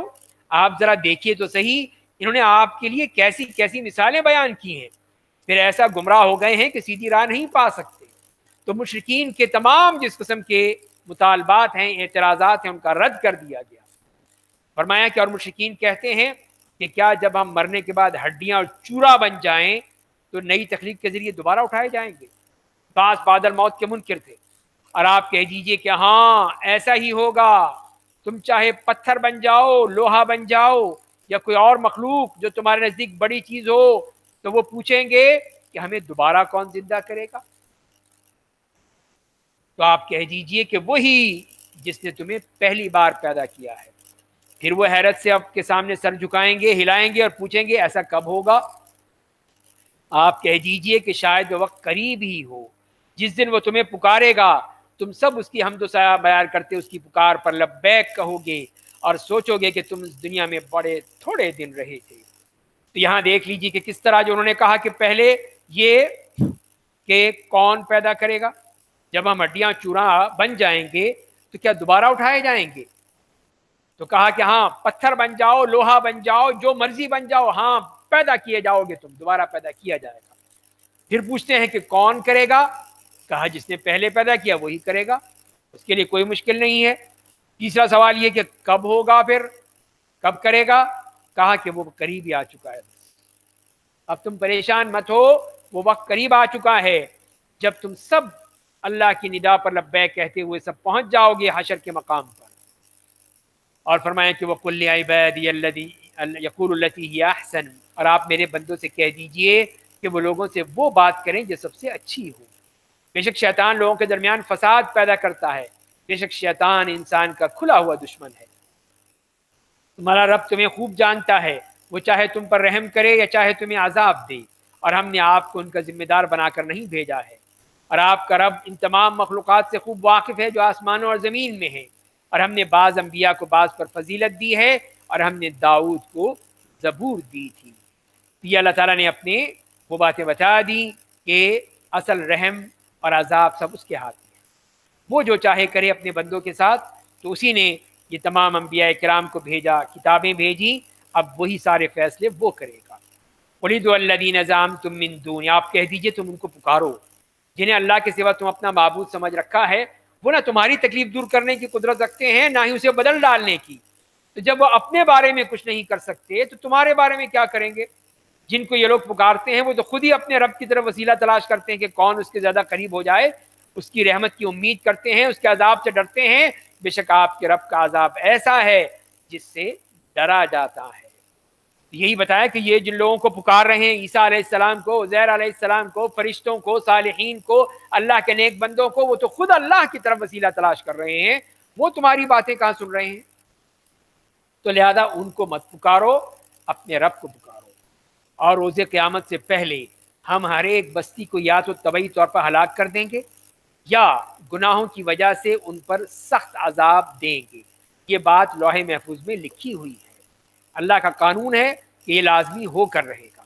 اور نشانیاں بھیجنے سے ہمیں اس بات نے روک دیا ہے کہ گزشتہ قومیں ایسی نشانیوں کو جھٹلاتی رہی ہیں۔ تم کہتے ہو نا نشانی لاؤ نشانی لاؤ، لیکن جب نشانی آ گئی تو ماننے کو تیار نہیں تھے، اسی لیے ہم نشانی نہیں بھیجتے۔ اور ہم نے مثال بھی دے دی، اور ہم نے سمود کو واضح نشانی کے طور پر اونٹنی دی تو انہوں نے اس کے ساتھ زیادتی کی، اور ہم ایسی نشانیاں لوگوں کو ڈرانے کے لیے بھیجا کرتے ہیں۔ جب وہ ڈرتے ہی نہیں ہیں تو پھر ہم اپنا خود فیصلہ کریں گے ان کے لیے۔ اور جب ہم نے آپ سے کہا کہ بے شک آپ کا رب تمام لوگوں کو اپنے گھیرے میں لیے ہوئے ہے، اور ہم نے جو مشاہدات شب معراج میں آپ کو کرائے تھے انہیں ہم نے لوگوں کے لیے آزمائش کا ذریعہ بنا دیا تھا، اور اس زقوم کے درخت کو بھی جس پر قرآن میں لعنت بھیجی گئی، اور ہم کفار مکہ کو ڈراتے ہیں، لیکن یہ چیز ان کی سرکشی کو بہت زیادہ بڑھا دیتی ہے۔ یہ اللہ تعالیٰ نے اپنی قوت اور طاقت کا بھی بتا دیا کہ وہ ہر چیز کو احاطے میں کیا ہوا ہے۔ اور پھر اس رؤیا سے مراد وہ نشانیاں ہیں جو اللہ نے آپ کو دکھائیں۔ آپ معراج پہ تشریف لے گئے اور وہاں پہ آپ نے جو نشانیاں دیکھی، پہلے آپ نے مسجد اقصی میں گئے، بیت المقدس میں گئے، وہاں دیکھا، اور پھر شجر زقوم کی بات کی جس کے بارے میں سورہ صافات میں آئے گا کہ شجرۃ الملعونہ، تو وہ ہے، اس کے بارے میں فرمایا کہ وہ جہنم میں ہی وہ درخت اگے گا، اور اس کا پھل یہ کافر کھائیں گے، اور اس سے ان کے پیٹ میں جو گرمی پیدا ہوگی، اتنے سخت ان کو اس میں گرمی اور پیاس لگے گی کہ وہ کھولتا ہوا گرم پانی پیئیں گے، لیکن اس سے بھی ان کے آنتیں کٹ جائیں گی۔ یہ ان کا عذاب ہے جس کے بارے میں فرمایا اس سے اور سرکشی بڑھ گئی۔ تو ان لوگوں نے کہا ابو جہل نے کہ یہ شجرہ زقوم جس سے تمہیں محمد ڈراتا ہے جانتے ہو وہ کیا ہے؟ وہ یثرب کی عجوا کھجور ہے جس کو مکھن لگا کے کھاتے ہیں، تو ہمیں مل جائے تو ہم تو خوب کھائیں گے۔ تو اللہ نے کہا کہ نہیں، یہ وہ چیز نہیں ہے جو تم سمجھ رہے ہو، یہ وہ زقوم کا درخت ہے جس کو شجرہ ملعونہ کہا گیا۔ یہاں پہ پھر حضرت آدم علیہ السلام اور ابلیس کا مکالمہ نقل کر دیا گیا، اور جب ہم نے فرشتوں سے کہا کہ تم سب آدم کو سجدہ کرو، تو ابلیس کے سوا سب نے سجدہ کیا۔ اس نے کہا کیا میں اسے سجدہ کروں جسے تو نے مٹی سے پیدا کیا ہے؟ کہا دیکھا تو نے یا آدم جسے تو نے میرے مقابلے میں عزت دی ہے، اگر تو نے مجھے قیامت کے دن تک کی مہلت دی تو کچھ کے سوا میں اس کی پوری نسل کو ہلاک کر دوں گا۔ اللہ نے کہا جا، ان میں سے جو تیری پیروی کرے گا تو بے شک جہنم تم سب کا پورا پورا بدلہ ہوگی، اور ان میں سے تو جسے آواز لگا کر بہکا سکے بہکا لے، اپنی آواز کے ذریعے سے، اسی موسیقی اسی گانے بجانے کے ذریعے سے بہکا لے، اور ان پر اپنے سوار اور پیادہ لشکر کے ذریعے چڑھائی کر، ان کے اموال و اولاد میں ان کا شریک بن جا، ان کے اچھے اچھے وعدے کر دے، شیطان سوائے ان سے جھوٹے وعدے کے اور کچھ نہیں کرتا ہے۔ اور فرما دیا اللہ نے میرے مخلص بندوں پر تجھے کوئی قدرت حاصل نہیں ہوگی، اور آپ کا رب بطور کارساز آپ کے لیے کافی ہے، یہ کچھ نہیں کر سکے گا۔ میرے نیک بندے تو میرے احکام پر چلیں گے، تیری باتوں میں نہیں آئیں گے۔ ربکم الذی یزجی لکم الفلک، تمہارا رب وہ ہے جو سمندر میں کشتیوں کو چلاتا ہے تاکہ تم اس کی پیدا کی روزی حاصل کرو، وہ تم پر نہایت رحم کرنے والا ہے۔ اور جب تمہیں سمندر میں تکلیف پہنچتی ہے تو اللہ کے سوا وہ تمام معبود جنہیں تم پکارتے رہے تھے گم ہو جاتے تھے، پھر وہ تمہیں جب نجات دے کر خشکی پر پہنچا دیتا ہے تو اس سے روح گردانی کر لیتے ہو۔ حقیقت یہی ہے کہ انسان بڑا ہی ناشکرا ہے، شکر نہیں ادا کرتا ہے۔ تو وہی مثال دی جسے پہلے بھی آ چکی ہے کہ جب سمندر میں کشتی ڈوبنے لگتی ہے تو اللہ یاد آتا ہے، جب پہنچ جاتے ہیں ساحل پر تو پھر وہی شرک کرنے لگتے ہیں۔ کیا تمہیں اس بات سے اطمینان ہو گیا ہے کہ تمہارے ساتھ خشکی کے کنارے کو دھنسا دے، یا تم پر پتھروں اور کنکروں والی تند ہوا بھیج دے، پھر تم اپنا کوئی نگہبان نہ پاؤ گے؟ یہ اللہ کا عذاب ہے، کوئی نہیں بچا سکے گا۔ یا تمہیں کیا اطمینان ہو گیا ہے کہ وہ دوبارہ تمہیں سمندر میں لوٹا دے، پھر تم پر ایک شدید طوفانی ہوا بھیج دے، پھر تمہارے کفران نعمت کی وجہ سے تمہیں ڈبو دے، پھر تم اپنے اس انجام کے لیے ہمارا کوئی پیچھا کرنے والا نہ پاؤ؟ یہ بتایا جا رہا ہے ان کو کہ دیکھو تم اس بات سے بے خوف ہوتے جا رہے ہیں، یہ اللہ کی قدرت ہے، طاقت ہے کہ وہ جو چاہے کر سکتا ہے، زمین میں دھسا بھی سکتا ہے، تم پر پتھر اور کنکر کی ہوائیں بھیج سکتا ہے، طوفان بھیج سکتا ہے، समंदर में तुम्हें गर्क कर सकता है, लेकिन तुम कुछ नहीं कर सकते। वलक़द कर्रमना बनी आदम, और हमने औलाद आदम को इज्जत दी है, उनको बहरो बर में सफ़र के लिए सवारी दी है, पाकीज़ा चीज़ों को बतौर रोज़ी अता किया है, और अपनी बहुत सी मखलूक़ात पर उनको फजीलत दी है। यौम नदउ कुल्ल उनासिन बिइमामिहिम, जिस दिन हम तमाम लोगों को उनके पेशवाओं के नाम के साथ पुकारेंगे, उस दिन जिन लोगों को उनका नामा अमाल उनके दाएं हाथ में दिया जाएगा वो उन्हें पढ़ेंगे, और एक धागे के बराबर भी उन पर जुल्म नहीं होगा। हर शख्स उसका अपना अमाल खुद देख लेगा, और जो इस दुनिया में अंधा होगा वो आखिरत में भी अंधा होगा, बड़ा ही गुमगुश्ता राह होगा। अंधा यहाँ पर इस माना में कि उसने अपनी आंखें होते हुए भी हिदायत कबूल नहीं की, अल्लाह की बात नहीं मानी, अल्लाह के रसूल की बात नहीं मानी। और करीब था कि कुफ्फार मक्का आपको इस दावत तौहीद से बहका देते, जिसका हमने आपको बजरिए वही हुक्म दिया है, ताकि इसके बजाय आप हमारी तरफ कोई झूठ मंसूब कर दें, फिर तो वो अपने आप को गहरा दोस्त बना लेते। यानी उनकी मतलब की बात हो जाएगी तो फिर तो आपके दोस्त बन जाएंगे, आपको दोस्त बना लेंगे। और अगर हम आपको साबित कदम न रखते तो करीब था कि आप उनकी तरफ थोड़ा सा झुक जाते, किसी किस्म की कोई बारगेनिंग हो जाती, कोई और बात आप सुन लेते। नहीं, ये नहीं हो सकता, आप इनकी किसी बात को नहीं मानेंगे। अगर ऐसा हो गया तो इदल्लाअज़क़ना का ज़िअफ़ल हयाती व ज़िअफ़ल ममात, अगर ऐसा होता तो हम आपको दुनियावी जिंदगी में और मरने के बाद दोहरा अजाब का मजा चखाते, फिर आप हमारे खिलाफ अपना कोई मददगार ना पाते। इसीलिए अल्लाह ताला ने कितने सख्त अल्फाज में कहा गया है, वो भी नबी करीम सल्लल्लाहु अलैहि वसल्लम को। लेकिन ज़ाहिर है आपके साथ तो अल्लाह की तायीद है, आपने ये नहीं किया, तो जो भी ऐसा कोई काम करेगा, इन मुशरिकीन की बात मानेगा, तो उसका बहुत बुरा हशर होगा। और करीब था कि कुफ्फार आपको सरजमीन मक्का में रहने से घबरा देते, ताकि आपको वहाँ से निकाल दें। अगर ऐसा होता तो वो लोग आपके बाद वहाँ थोड़ी मुद्दत रह पाते। यही तरीका उनके रसूलों के लिए अपनाया गया था, जिन्हें हमने आपसे पहले भेजा था। आप हमारे इस तरीके में कोई तब्दीली नहीं पाएंगे। तो यही तरीका है जो चला आ रहा है। और फिर आपको नमाज तहज्जुद का कहा गया, आप ज़वाल आफ्ताब के वक्त रात की तारीकी तक नमाज कायम कीजिए। फजर की नमाज में कुरान पढ़िए। बेशक फजर में कुरान पढ़ने का वक्त फरिश्तों की हाजिरी का वक्त होता है, तो फरिश्ते उस वक्त हाजिर होते हैं रात और दिन के, जो असर की नमाज में और फजर की नमाज में। और रात के कुछ हिस्से में नमाज तहज्जुद में कुरान पढ़िए, ये आपके लिए जायद नमाज होगी। उम्मीद है कि आपका रब आपको मकाम महमूद पर पहुंचा देगा।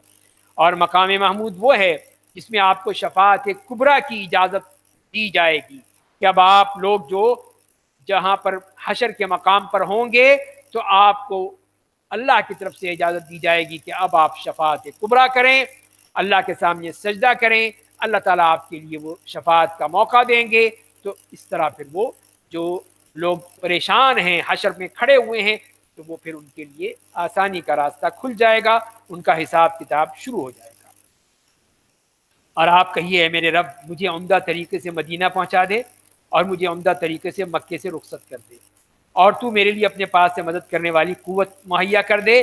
और आप कह दीजिए कि हक आ गया, बातिल मिट गया। बेशक बातिल तो मिटने ही की चीज़ होती है। तो ये आपको कहा गया कि आप ये दुआ कीजिए मक्के में जब थे। ये इसी बात की दलील थी कि अब आपने मदीना जाना है, और फिर मदीना जाकर उसके बाद फिर वापस मक्का आकर मक्के को फतह करना है। ये उसी की पेशीन गोई कह लीजिए, या उसी की बशारत थी अल्लाह की तरफ से। वनुनज़्ज़िलु मिनल कुरआनि मा हुवा शिफ़ाउन व रहमतुल लिल मुमिनीन, हम कुरान में बाद ऐसी चीज़ें नाजिल करते हैं जो मोमिनों को शिफा देने वाली और उनके लिए बाइस रहमत होती हैं, और जालिमों के खसारे में इजाफा कर देती हैं। और जब हम इंसान को नेमत देते हैं तो वो मुँह फेर लेता है और बंदगी से दूर हो जाता है, और जब उसे तकलीफ पहुँचती है तो वो नाउम्मीद हो जाता है। यही इंसान की वो बताया है, इस काफिर इंसान की, कि नेमत दी नूर ईमान की सूरत में कि ईमान कबूल कर लो, लेकिन नहीं, वो मुंह फेर लेता है कि नहीं, ये मैं नहीं करूँगा। लेकिन जब मुसीबत आती है तो फिर मायूस होकर बैठ जाता है। कुल कुल्लुन यअमलु अला शाकिलतिही फरब्बुकुम अअलमु बिमन हुवा अहदा सबीला, آپ کہہ دیجیے کہ ہر شخص اپنے طریقے کے مطابق عمل کرتا ہے، بس آپ کا رب خوب جانتا ہے کہ سب سے زیادہ سیدھی راہ پر کون ہے۔ اور کفار مکہ آپ سے روح کے بارے میں سوال کرتے ہیں، آپ کہہ دیجئے کہ روح میرے رب کا حکم ہے اور تمہیں بہت ہی کم علم دیا گیا ہے۔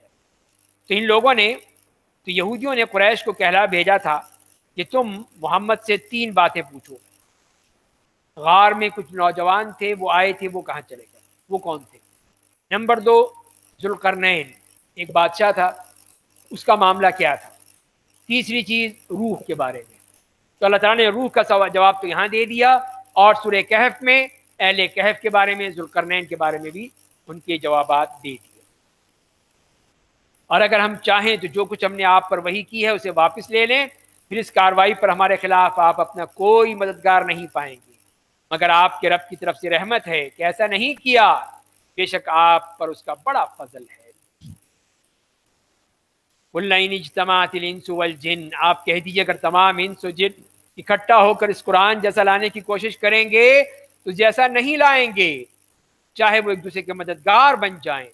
تو یہاں پہ اس چیلنج کا جواب دے دیا جو پہلے اللہ نے دیا تھا کہ تم ایک صورت لے آؤ، 10 صورتیں لے آؤ، قرآن لے آؤ، لیکن صاف کہہ دیا کہ نہیں لا سکتے، پورے تم انسان جن سب مل کر بھی اس جیسا قرآن نہیں لا سکتے۔ اور ہم نے لوگوں کی ہدایت کے لیے اس قرآن میں ہر قسم کی مثالیں بیان کی ہیں، مگر لیکن اکثر لوگ نے انکار ہی کیا، اور کافروں نے کہا کہ ہم تم پر ہرگز ایمان نہیں لائیں گے۔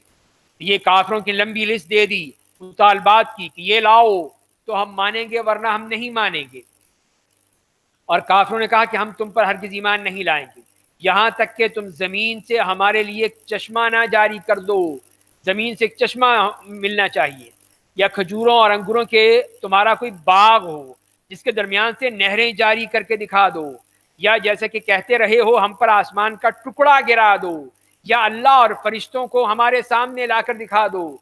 یعنی دیکھیے جسارت ان کی کتنی بڑی جرت ہے کہ کس طرح کی باتیں کر رہے ہیں، یا تمہارا کوئی سونے کا گھر ہو یا آسمان پر چڑھ جاؤ، صرف آسمان پر تمہارے چڑھ جانے سے ایمان نہیں لائیں گے، یہاں تک کہ تم ہمارے لیے کوئی کتاب اتار کر لاؤ جسے ہم پڑھیں۔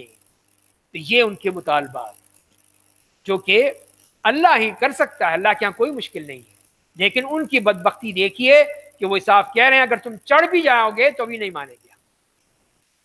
تو آپ کہہ دیجئے کہ میرا رب تمام عیوب و نقائص سے پاک ہے، میں تو صرف ایک انسان ہوں، اسے اللہ نے اپنا پیغمبر بنا کر بھیجا ہے، تو پیغمبر ہیں، انسان ہوں، بس میرے ہاتھ میں کچھ نہیں، یہ سب اللہ کے ہاتھ میں، جو چاہے کرے۔ اور لوگوں کے پاس جب ہدایت آئی تو انہیں ایمان لانے سے صرف ان کی اس بات نے روک دیا، کیا اللہ نے ایک انسان کو اپنا پیغمبر بنا کر بھیجا ہے؟ یہ ان کے ہاں رکاوٹ تھی۔ آپ کہہ دیجئے کہ زمین پر رہنے والے فرشتے ہوتے تو جو سکون و اطمینان کے ساتھ چلتے پھرتے، تو ہم آسمان سے فرشتے کو پیغمبر بنا کر بھیجتے، جیسے لوگ ہیں ویسے ہی پیغمبر آتا ہے، یہ نہیں ہوتا کہ یہاں پہ انسان ہو اور پیغمبر آ جائے، نہیں، انسان ہے تو انسان ہی آئے گا۔ قُلْ كَفَىٰ بِاللَّهِ شَهِيدًا بَيْنِي وَبَيْنَكُمْ، آپ کہہ دیجئے میرے اور تمہارے درمیان اللہ کی ذات بحیثیت گواہ کافی ہے، بے شک وہ اپنے بندوں سے خوب باخبر ہے، انہیں اچھی طرح دیکھ رہا ہے، اور جسے اللہ ہدایت دے وہی ہدایت پاتا ہے، اور جسے وہ ان کے چہروں کے بل اکٹھا کرے گا اس حال میں کہ وہ اندھے اور گونگے اور بہرے ہوں گے، ان کا ٹھکانہ جہنم ہوگا، جب بھی اس کی آگ دھیمی ہوگی ہم ان کے لیے اس کی تپش بڑھا دیں گے، انہیں یہ بدلہ اس کا ملے گا کہ انہیں ہماری آیتوں کا انکار کیا تھا، اور کہتے تھے جب ہم ہڈیاں اور چورا بن جائیں گے تو کیا ہم دوبارہ نئی تخلیق کے ذریعے اٹھائے جائیں گے، دوبارہ زندہ ہو جائیں گے۔ فرمایا کیا وَلَمْ يَرَوْا أَنَّ اللَّهَ الَّذِي خَلَقَ السَّمَاوَاتِ وَالْأَرْضَ، کیا وہ اتنی بات نہیں سمجھتے کہ وہ اللہ جس نے آسمان اور زمین کو پیدا کیا ہے، وہ بے شک ان جیسا پیدا کرنے پر قادر ہے، اس نے ان کی موت کا ایک وقت مقرر کر رکھا ہے جس میں کوئی شبہ نہیں ہے، لیکن ظالموں نے کفر کی راہ اختیار کی۔ تو یہ بتا دیا گیا کہ جب وہ پہلی دفعہ پیدا کر سکتا ہے تو دوبارہ کیوں نہیں پیدا کر سکتا؟ آپ کہہ دیجئے اگر میرے رب کی رحمت کے خزانے تمہارے اختیار میں ہوتے تو خرچ ہو جانے کے ڈر سے تم اپنا ہاتھ روک لیتے، انسان بخیل واقع ہوا ہے، انسان کبھی خرچ نہیں کر سکتا ہے۔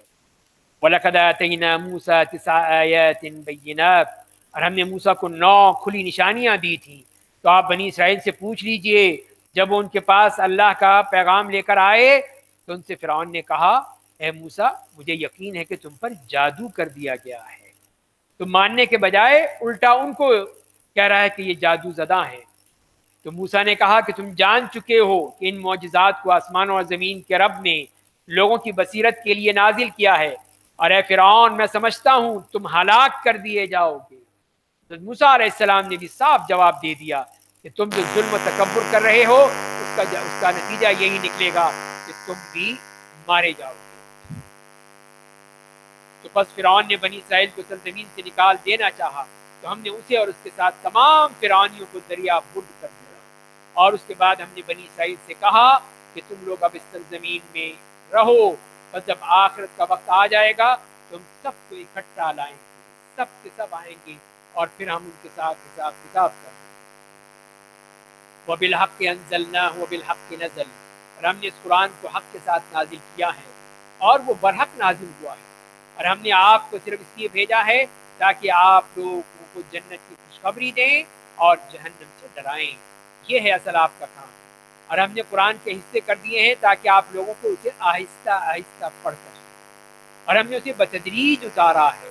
یہ اللہ کا طریقہ ہے کہ اس کو آہستہ آہستہ پڑھ کر سنانے کا مقصد یہی ہے تاکہ بات لوگوں تک پہنچ جائے، لوگ سمجھ لیں۔